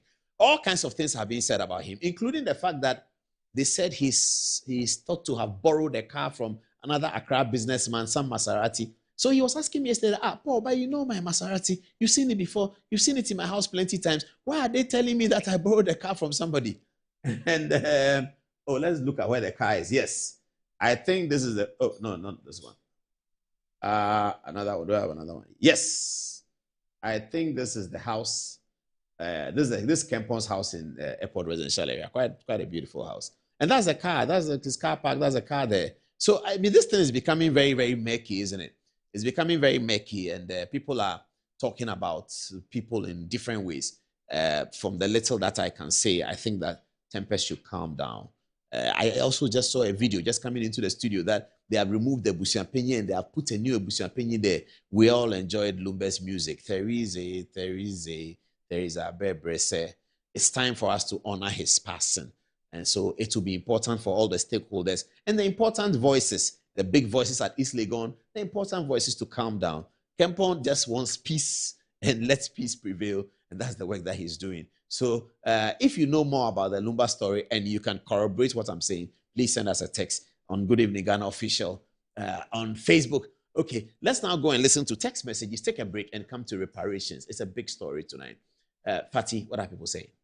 All right. Thank you, Paul.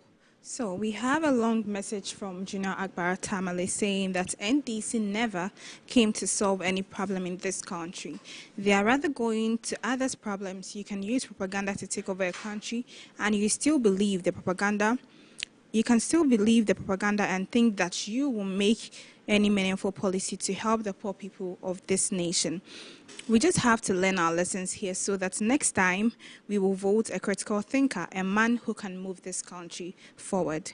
Al-Hassan Mohammed says, if NDC tells you to look up, you better look down. Scammers in government. Rex Kweku says, most of the female members of the parliament on the side of NDC have such barbaric traits of using their political power to intimidate women. I'm not surprised about this news because my mother had her fair share of such a barbaric use of her power by a former NDC member of the parliament. Till date, she still intimidates my mom on her own registered land, aiming to claim the land from my mom. Atadise NS says, NDC says something and does the contrary. Most of Ghanaians who voted for them have even regretted voting for them. They'll be voted out in 2028. Edwina says, Honorable Vincent Opon has also done the same here in Doma West by transferring a guy from Education Office to Sampa. And lastly, coming from Samuel Kelly, says, since this headmistress came from Sriju Secondary School from Wesley Girls, the school has seen a marked improvement in its grades. It's shameful that she has been removed. I think a petition needs to be sent to the president to reinstate this lovely headmistress. I once listened to an interview she gave, and she applauded her students, but said it's difficult handling boys. But she's doing her government given gift. I think she's also an old girl of Swiss School, if my memory serves me right. May the road of this MP who removed the headmistress be rough. To you, Ella. All right, thank you, Fatih. This one is from Chris Adu. He says, it's quite interesting that everything that the government criticized in opposition has come back to haunt them today. It is very apologetic that today they are celebrating the success of reparations as if it is not the brainchild of JDM, as if it is the brainchild of JDM, when in actual fact, he has knowledge of how it was and how it even began in the first place. Douglas Mensa says, I must admit the legal education bill is important and the only bill that makes a lot of sense to me. The myth of Ghana Law School is finally broken. This one is from Ibrahim Andan. He says, good evening, Paul. Greetings to you and your team. Please, Paul, I would be glad if you could invite my mentor, Honorable Glover, the incoming national organizer of the NPP, to your highly regarded platform. Thank you. And then from Listo, he says, does this mean that headmasters cannot be transferred? I think if she's really good at her job, she would definitely succeed no matter where she goes. Al-Hassan Mohammed says, because of petty politics, a headmistress worth her salt would be removed from a school because of an MP's request. Abba, Ghana, where did we go wrong as a country? NDC is too evil. Lastly, from Yao Jabri, he says, it is welcoming news for UN to pass a resolution that slavery was the greatest crime to humanity, and there should be reaction and redistribution for the return of traditional artifacts taken from Africans. This has redeemed the image and identity of Africans and people with black descent. So the idea that Africans are inferior and only dependents because of slavery attached to their image is no more. This thought has been in the books of AU championed by former Ghanaian presidents and other African leaders, but President Mahama at this juncture is the lead champion of the UN resolution. What Ghanaians should know is that this resolution is not going to change the hardship the NDC government has imposed, and so no amount of politics they do about this will give us money or put food on the table of Ghanaians. Back to you, Paul. We take a break now. We take a short break. When we come back, we have Soloku Festival coming up and then the reparation story.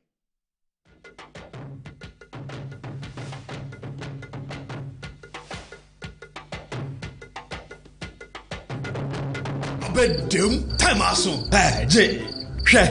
Watch it, na learning. Missy, watch and learn. Mekwaya ma besisia. Abozig. Akache say no ya konate and the more drink woman. Hey. But I didn't mean. Oh, sorry. She knew her old days. Eji. Dabio, baby wom. Ready? Hey, baby wom. Ah, Eji. I'll cause some discomfort. Ah. Sorry, well, uncle, where would the dad? Why your funeral? Say a sorry insecticide GB at a user. Co pharmacy in a shop biamu. Na mum say a pharmacy supermarket and a shop ra. Na repedudu to a cotonwa. On for Royal Dutch and our Aerofield Trading. Efi spray with daimwa. Chansima a dronu. Ansana a radine. Inkratui FDA ajatum. Anti-cavity, gum protection, brighter teeth, and fresh breath. I want fat Missy Wayne. Repacho Bantama. Matias.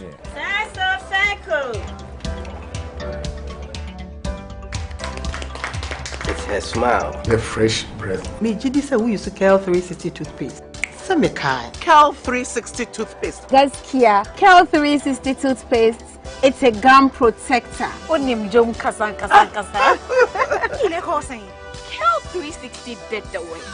It's cool mint. Gives me fresh breath and your confidence booster. You will see so feeling when you know Cal 360 toothpaste. Happy smile. Cal 360 toothpaste, anti-cavity, gum protection, brighter teeth, and fresh breath. Cal, happy smile. This advert is FDA approved. Chechi amuni nara mi ding edebe dapa mi di ade sonko kra na ebremo nya ode to aduane mu ama waduane dapa na me de bremo eno any some spices dey emu wa no bebre o various flavors ubenya eya akoko ubenya nantwie ye di ku jollof mu ma emu ye de ubenya ye di ku nkwan ye di ku froye mu ho na ko pebito na ema waduane enye de unyimi ni a ye nkon ye konko tie nyankofo eka. Autant de communication, we all enjoy Uduba. That's some spices. One in the essence, don't fight. I think it's Dariaga. Some spices in a Sabi, Daddy so said. Some spices, Munsam. Some spices, Nyama chicken. Some spices, Nyansaka. In such aka in ketwa. Measure 10 grams. You are chicken, spaghetti, garlic and ginger, stew, and jollof, and the flavors alpha bebre. Samu spices. Yes, saka. FDRJ Jadien Kratweyatum. Can he tee up someone in red? And it goes to one. Do not say! That's who goes for. What 5 champions league? You want to know? I be the real goat, chairman. I'm the real goat. The left magician, the left magician. Who is the goat? Ghana Jollof or Nigeria Jollof? Ghana Jollof has no co-equal. The smell alone. Oh my God. No, that shit. You two they lie, eh? Now the same stew when they use cook the rice and then they go put them for top. Hey, you are lying. Ghana Jollof.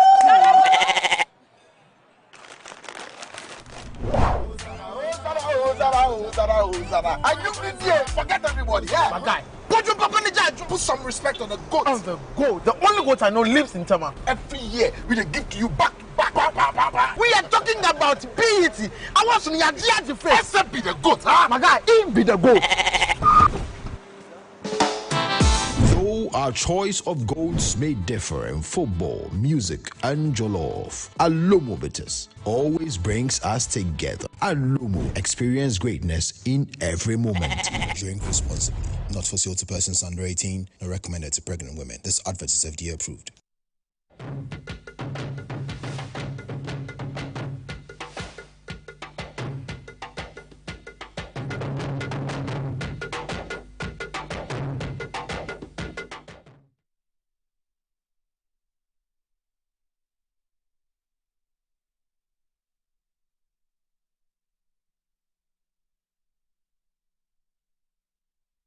We're going to take a few more texts and then we'll head back to the screen. So this one is from Kwame Sapon. He says, Paul, I pity Ghana. People join politics and begin to shout as if they are better than Jesus. Then when they are given the opportunity, they start to amass wealth. Oh, Ghana, when will you have selfless citizens? Mohammed says, Dr. Amwakohene noticed the majority of NDC guys, especially Gen Z, are so gullible to the extent that they even refuse to use their brains to think. And so he's capitalizing on that and fooling them on the media. No wonder he got 27% in 2024 Mampon parliamentary elections. Nana Kofi also says, it is not that the appointees don't respect the president. The president himself isn't a truthful person. He says one thing and does the other. Which minister would sign this huge amount of sole sourcing contracts without the knowledge of the president? He thought the goodwill would have saved him, but people would never forget, and people are now triggered. Obama from Tamale says, good evening, Paul. I don't think it would take any sensible Ghanaian even a minute to identify the party Duncan Williams was referring to. The issue of sole sourcing under the NDC government alone is enough to respond to his comments. The NDC appears to be the only political party in government that has appointed individuals with little to no prior work experience to key governmental positions. For instance, Sami Gyamfi had no notable professional track record before becoming appointed CEO of Gold Board. Similarly, Malik, who reportedly did not complete his first degree, was appointed CEO of the Youth Employment Agency. I also cannot fail to mention Sam George and Samuel Okujoto Blakwa. May God save Ghana from what many perceive as the excesses of the NDC. Lastly, from Upper East Akim MPP, he says the danger of a single utter narrative from independence to reparations might take on the ongoing reparations. This is a very lengthy message, so I'll just try and limit it. He says, history is rarely a sprint, it's a relay race. However, our national memory often forgets the runners who carried the baton for the first 3 laps, choosing instead to only cheer the one who crosses the finish line.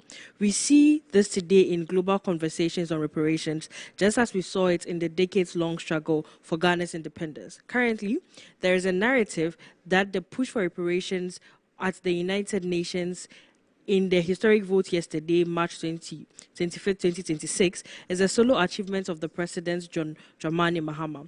While his role as the AU champion for reparations and his recent representation of this resolution at the UN are momentable. They are the climax of a process and not the beginning.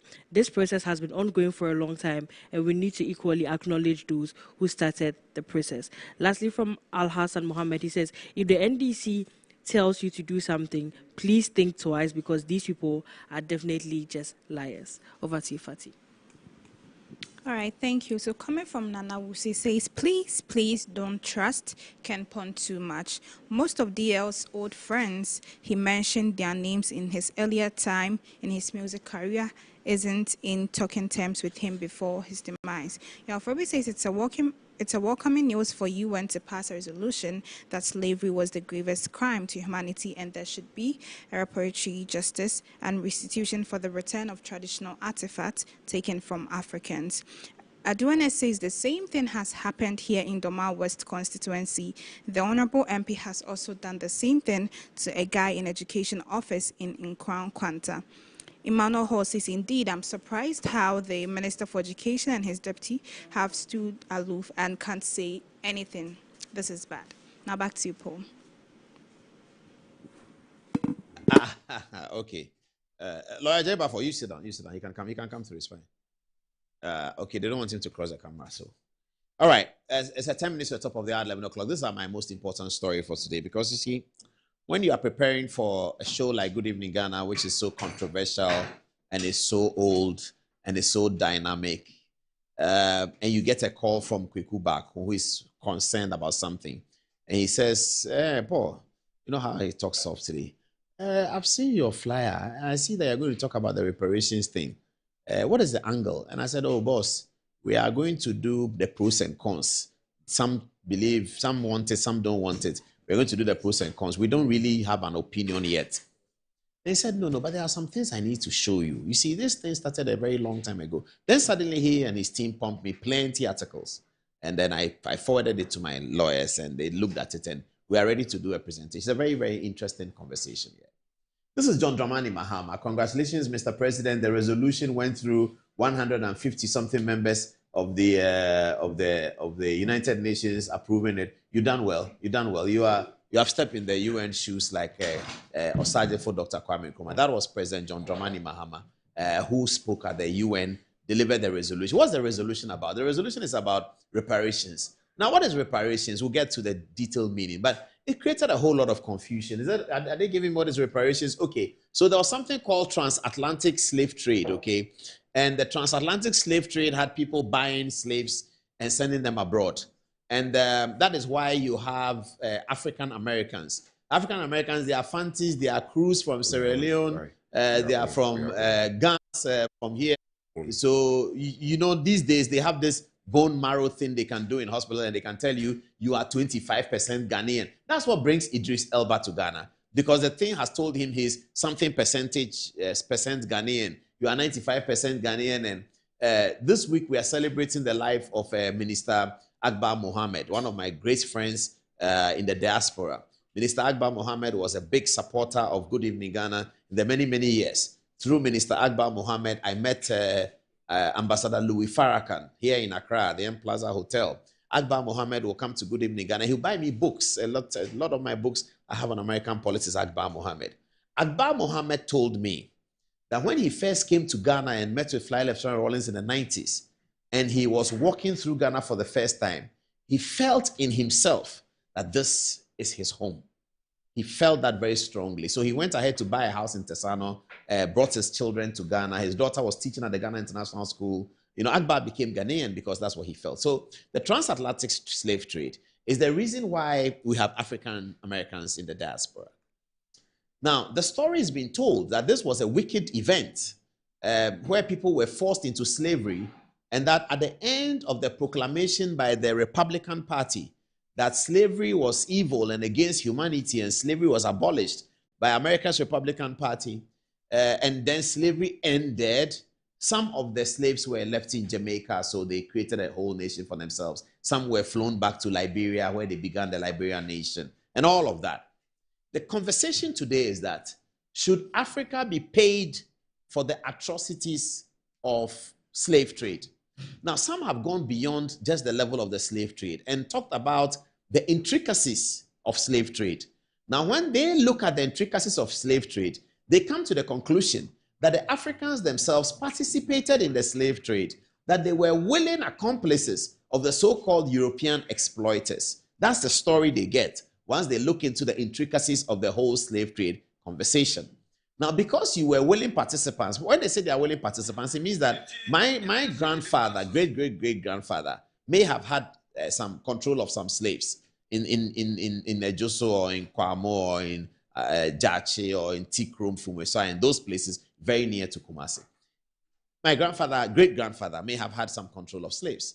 So the European exploiters will approach people like that and say, Openyekwan Benfi, that was his name.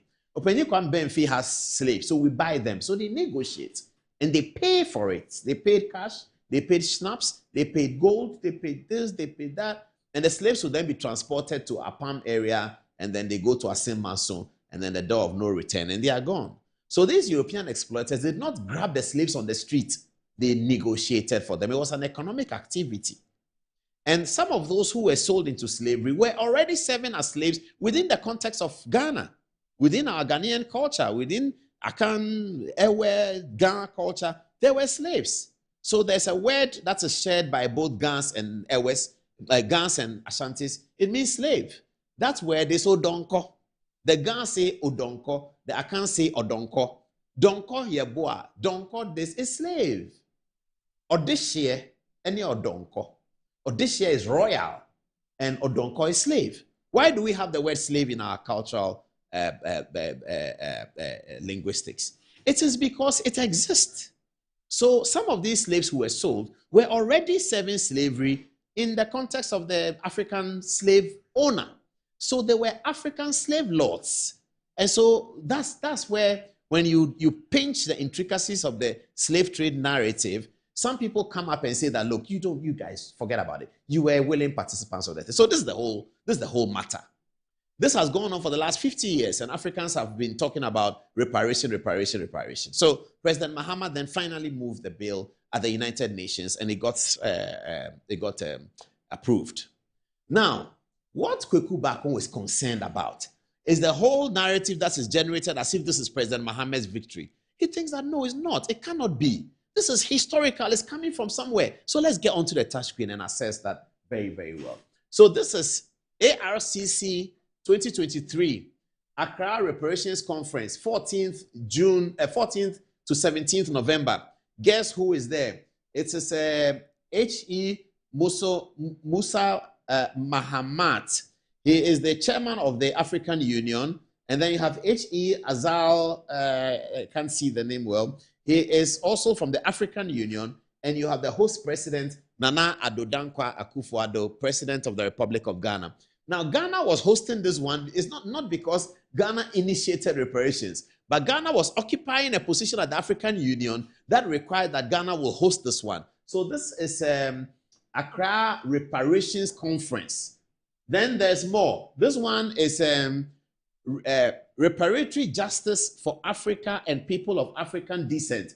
Now, that is the United Nations Human Rights Committee that had been working on this one, the same reparations conversation. This is the first one I showed, the African Union. This one is now the United Nations Human Rights Committee. That is Preparatory Justice for African and People of African Descent. Then you have here, I'm quoting Yusuf Mondoha Asomani, chair of the African Union Permanent Representatives Committee, speaks at the African Union Reparation Conference held in Accra, Ghana, Thursday, 16th November 2023. So by Thursday, 16th November 2023, Accra, Ghana was hosting reparation conferences by the government of Ghana. Then there's also this. This is November 16, again, 2023. This is Chen Zira Kahina, former president at the Caribbean Studies Association, speaks at all of these speakers came there. And then this is even the big one. So this is the American group, the African American group. So this is the National African American Reparations Commission, Reparations News and Views. Ghana Reparations Summit calls for global fund to compensate Africans for slave trade. Now this is the African American. So they, the African American group, came to Ghana because the conference was organized under the auspices of the African Union. And Ghana was occupying an African Union position, I think vice chair or something like that. So the lot fell on Ghana to host it. And I'm sure Ghana applied. Ghana was ready to host it. So we hosted it. And the Americans came, the African Americans came to add their voice to reparation. So the concern of Kwekubak, which is the concern of many scholars in this matter, is that this whole conversation being presented as a decision that was taken in January 2025, that when John Mahama became president, he took the decision together with Okujeto Ablakwa and they went in to do it. It's not altogether true. Let me go to this one. This says that, this one.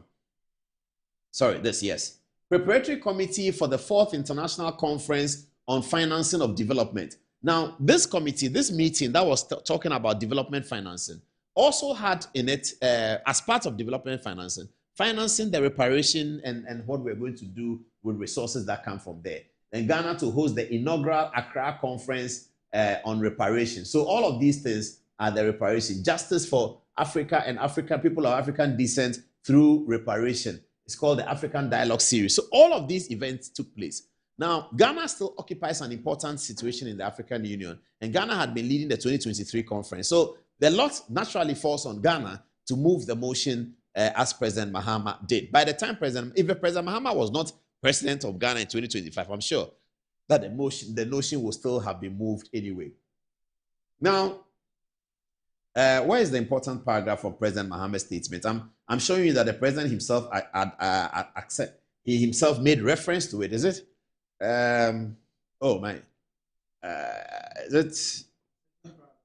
Okay, second paragraph. Great. He says that the process of its realization from idea to reality was made possible by the solidarity of the people of good conscience around the world and led by the active coalition of the African Union, CARICOM, and other groups. That's what President Mahama said at the United Nations 2 days ago. He said it was led by the African Union, and other groups. I cannot think of a better way to honor our forebears on the day of remembrance than to have the majority of the world's countries affirm that the trafficking and enslavement of nearly 13 million human beings is indeed the gravest crime against humanity. So that's President Mahama acknowledging that as well. Now,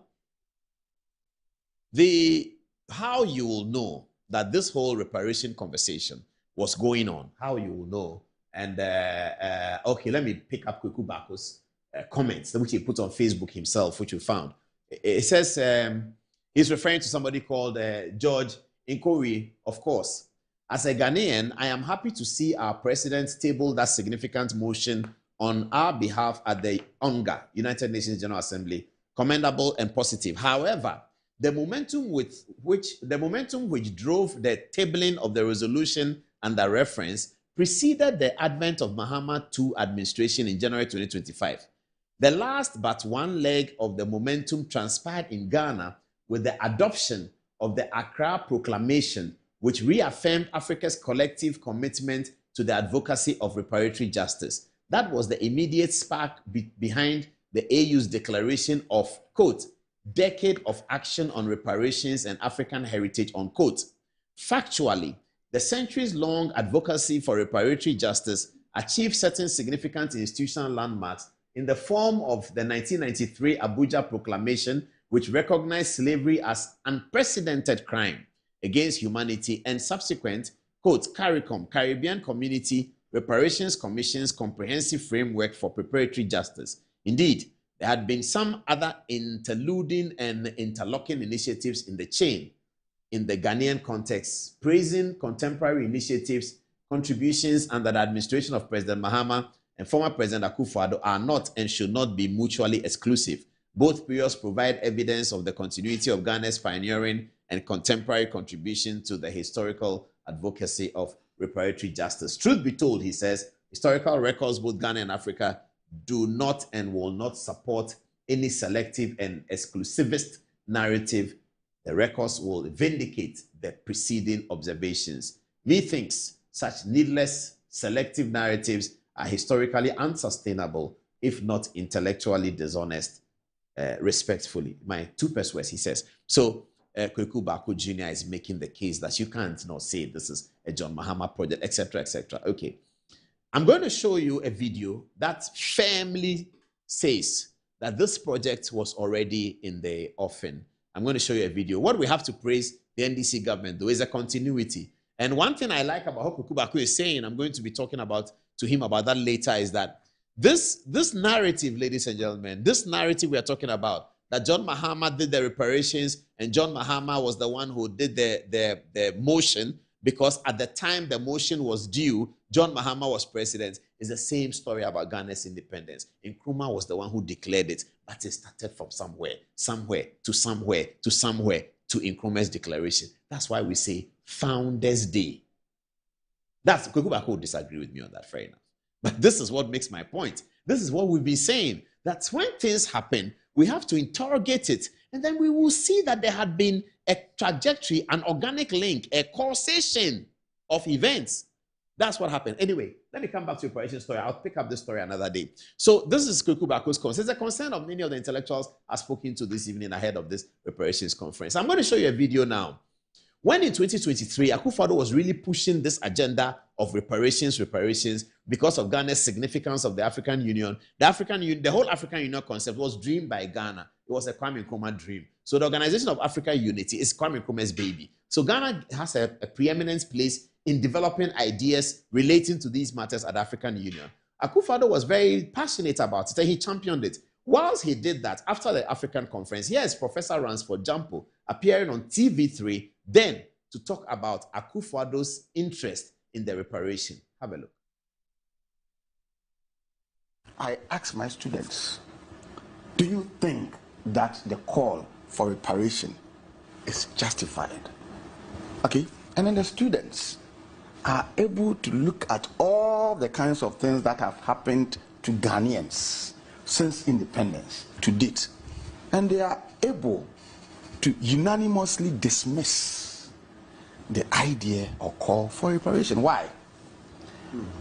We are a nation that is noted for fetching water with baskets. So reparation, so that they give us money and Sisi Adapa will go and hide under her bed.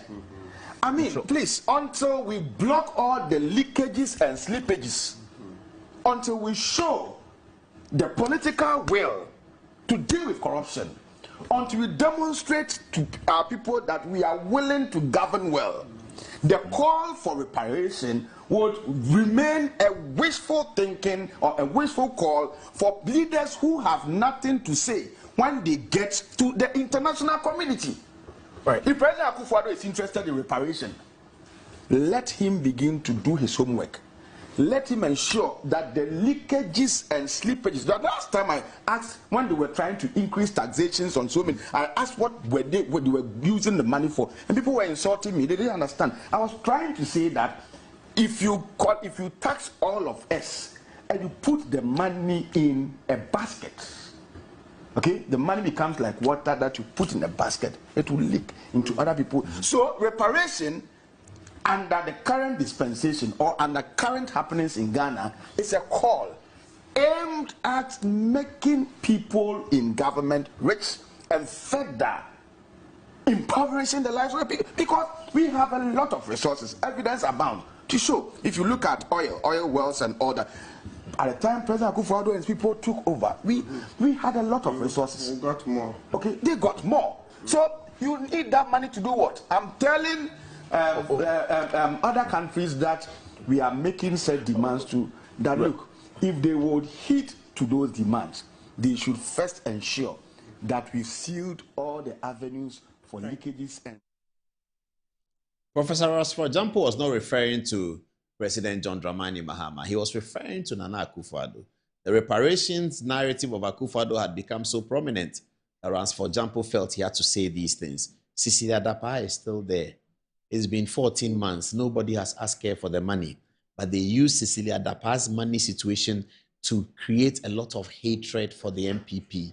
He even connected Cecilia Dapa's money lost in her house to reparations.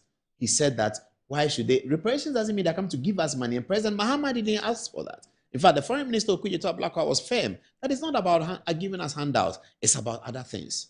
So I don't know what you make of the video, but this is the narrative I share with you. Well, that is why we are here. We are here to remind everyone that the old politics of I said it and we've forgotten about it is gone forever. Now, social media does not forget. I know the things I've said about social media. Tomorrow I'm a politician. I am waiting for them to come and put it out. And I have to now learn from the people that we show videos of them that embarrasses their friends. We all have to learn that whatever you say as a politician today, it will be played back to you. So be honest, be altruistic, be truthful to yourself, and have the capacity and understanding and a desire to build your nation. That way, everything you will say, you'll be able to stand by it. The things Jesus Christ said 2,000 years ago, he will stand by it today. Will you, a politician, be able to stand by the things you said in election 2024? A word to the wise. Let's move to Lawyer Baffour now. With the Soloku Festival coming up in Menchia. It's going to be big this Easter. But Lawyer cannot help but pass a comment on reparations. Lawyer, tell us, what do you see? Yes, I like that photograph. Menchia South Soloku Festival. Fantastic. So, Lawyer, on reparations. The learning from this reparation is that if there is continuity in government, we can achieve a lot. Kweku Bako is right. There's a lot that went on in terms of this reparation. It just didn't start. President Rawlings even did his part. If you recall, the Pan-Africanism, the call for reparation, yes, long time ago. So, Paul, just as we have put a lot of energy in this request for reparative justice, we should put a lot of energy in other things that we have inherited in government. Continue the Agenda 111, continue other things so that Ghanaians can benefit from it. I think they are good. 2, we should learn from history that we tend to go after some of these things. Eventually they will come. 10, 15 years down the line, right, we start struggling as a nation. Have you forgotten the Gleneagles Summit? Make poverty history, Bono and Co. That led to debt cancellation, eventually HIPIC. We made a lot of money. 20 years down the lane, what has happened? We had to go for another debt restructuring. I think we should roll our sleeves and work as a nation and then change our fortunes. It's ideas that change nations. That is why Menchia South, we are putting in place the Soloku Festival. What is the Soloku Festival? So Soloku simply means brass band music. The decision to choose Soloku, the name Soloku, is because it is something which is common or a thread that runs through all the areas in Kumasi and Greater Kumasi. Every area in Kumasi or Greater Kumasi knows about Soloku. And so for a program like this, once you give it that name, it's likely to arouse curiosity and everybody will want to be part. So just the name can guarantee you a minimum of 5,000 people participating. It's simply a health walk from Dichemso, where I was born and bred in the Menchia South constituency, to Abbas Park, historic Abbas Park, where we will do cooking competition. We are going to cook traditional meals, Asian meals that people have forgotten about. People are going to cook. Like apapransa. Like apapransa, like apewa. Do you know pewa? Dieho. No, maize which is cooked like awamo. Hey, yes, maize, pewa, yeah. Like ogo. Do you know ogo? What about kwenkwe? Kwenkwe is still there. People know how to cook kwenkwe. Okay, ogo. I don't know. Do you know amputi? These are traditional meals people have forgotten about. We've stopped eating them. A lot of people don't know about them. Purely traditional Ashanti meals. So there's going to be cooking competition. People are going to cook them, right? 6 electoral areas. Do you know that we did the ballot on Monday for each 2 electoral area to choose a meal and cook? But our sponsors wanted the only training college in the constituency to be added to it. That's the new training college. The ladies came and during the ballot, they picked Bodejo and Mekushrawa. They said they don't know what meal that is. And so they want to pick another ballot. Bodejo is cooked plantain. Or is roasted plantain? Roasted plantain. With grounded pepper. With grounded pepper, yes, Paul, you know. Oh, and the lady didn't know. It's educative, right? and also reminds us of where we are coming So the from. brass band music is on Good Friday or it's Holy Saturday? It's on the Saturday. Saturday. It's on Monday. Monday, Easter Monday. Easter Monday. Also, it's the same day. Brand band, and we return to Abbey Park and we do the food. We do a lot of events, right? I'm going to break a certain news on this program. I'm going to say it for the first time. Plans are advanced for Samini to herald the program. Oh, that's beautiful. That's beautiful. You know, we are. So there'll be music. There'll be music, and you know, in the long term, the plan is to add a trade fair to it. And so we are looking at March being the Ghana month. We'll start from March. We are going to do a trade fair.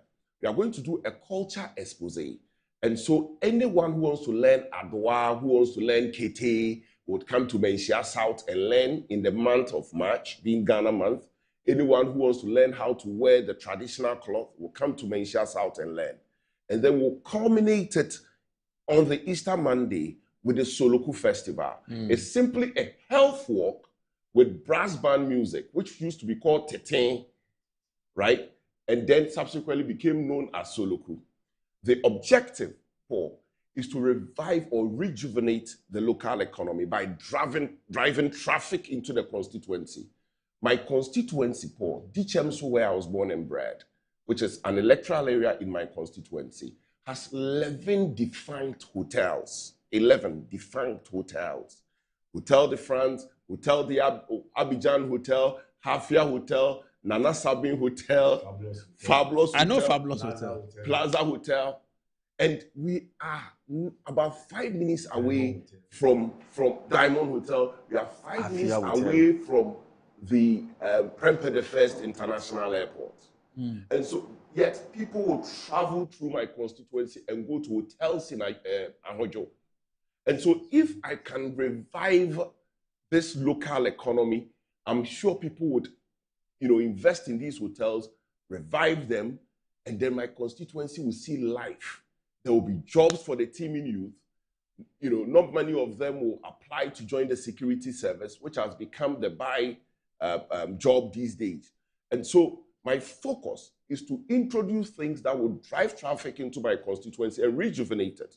I'm not here to compete with Tafo, Kweu. If you go to Kweu for Easter, but remember to bring us the change that is left in your pocket on Easter Monday. That is what I'm looking for. So go to Kweu on Good Friday. Go to Kweu on Good Friday. Easter Sunday. Easter Sunday. But on Easter Monday. On Easter Monday, come to Menchia South. Dichemso, Ashtown, Crowfrom, Abespa, Alaba, Udumase, Krobo. Come and spend your change there so that my constituency will be rejuvenated. Through that, there will be jobs for people. It's a trading, it's partly a market. And so with the long-term view of having a trade fair next year, we are going to have a place for them to exhibit their products. And then the Ghana month will take advantage of it, and then it will end on Easter Monday. So this is all the Soloku Festival is about. Okay, so what's your constituency? What can you add? I will add with the local language with. Yeah, let's hear that. Dear lawyer, me say sheshaya e pese e de boa constituency no. Na impeja constituency na numunyam. Esa ne petutu e wo constituency ya ti dimpa. Enti sheshaya committee ya ne say MPD was hoyase. Se na bia bitimi apeja constituency no. Ye onema bebiri, ye onkrofo mo dimpa. E wo constituency, wo ba football mo o se ko fomu na ye manhyiafo a ya tete wo mo. There were a lot of Penufo Mudimu, Poko Free in the Munina. Oh, I see. And the constituency, a building for Mudi, Ayati or Monka, we are say. Into any day, a chassia, a chassis were few. Gide say, yeah, let's suppose who do who be Jim. Mashafo, a show, a cherapine. A son say, a town with TV so. Quatacomberans to your whom. So the cum ready, say, oh, chassis, then that ye cap and yes, ya. You share you with this year. Near Bodi. Polado watching edit Titimawu and Timisro, a here or more. Physically, Beba, there near my pa, a bit my Peja constituency. Do you know that this program has already received endorsement, cross-partisan endorsement? Oh, I see. The Deputy Minister for Tourism has endorsed it. the first deputy chief whip, majority chief whip, Mrs. Comfordoyo, a fantastic woman, has also endorsed it. I think it's on your screen. Yeah, that's why it's on screen. I show you now. Okay. And the support that is trickling in, because they find the idea very interesting. People are volunteering drinks. People are volunteering a lot of support. During the cooking, apart from music, are you going to have masquerades walking around? Yeah. We are bringing in the masquerades from Takrady. Those I who see. doing it in Takrady, we are bringing them. I see. Right. And so this is where we are. Oh, this is going to be massive. Yes. I'll come back to you about the participation of royalty and chiefs. But let me come to you guys. And guys, tell us, what can you add? Also, aside what my boss, the Honorable MP, have said, we also intend to promote the culture and tourism. Because looking at where Menchia South is situated, we have a lot of tourist attraction. Like we talked of Baba Madu, you see them there. We talk of Bafwa Kutu, you can see you forehead of Otumfuo, this kind of Otumfuo that have been helping these small natives. That's we have Guabasa, we have Nana Ose SB. We also have a lot of chiefs that are there, a lot of buildings that are there that can be introduced. We heard of Lawyer Prempe from the UP. They all have structures there that can be introduced to people. We have the biggest museum there in Menchia South. So maybe after taking the people to see whatever the museum have, we can also take them to this Baba Amadu that we have that was taken to exile to Nigeria. Those of us that have learned a little about law, we've all studied that one. So when you go to accessibility, there's a lot to say. Aside that, too, we promote the unity among ourselves. Then also talk of jobs, the creation of jobs. That's also the best part of it all. When we come together, like now as I speak now, we have about 69 people that have registered to come and sell their items over there. And that's also going to promote jobs within ourselves. Aside the unity, we're also going to benefit from that aspect too. So I think it's a very lucrative something that our MP has brought on board that we all need to support. Yeah. So let's present Paul his T-shirt. So we are going to present the T-shirt. Yes. Let's go and present it. So that's a T-shirt and a cap. Yes. That's so local. So this is what I wear when I'm coming there. Yes. Oh, my name is at the back of it. Yes. Oh, great. Man, can you just you're blocking the camera. Camera, can you show it? Jesse, is your camera? Aha, there you go. Yes. It's a health walk. Okay. Interspersed with brass band music. Mm-hmm. Cooking competition, Dame and other indoor games. Many indoor games. Okay, I'll be there. This is nice. But what song does it? I thought I come to sing some song. Let's sing some song. No. The soloku is just the brass band music. Yes. Yeah. Okay. All right. Super. Guys, we'll be there. Paul, thank you very much for having us. Thank you. Yes. We'll put the video up for people to see. Menchia South. Okay, viewers. That must be it for the weekend. And I started without a cap, but I am ending with one. I'll be at the Soloku Festival at Easter in Menchia South on Easter Monday. So we are going to Kwel on Friday, and then from Kwel we'll make our way over there. So thanks for watching the show. It's always a pleasure to come to you. And at 11:23, good night.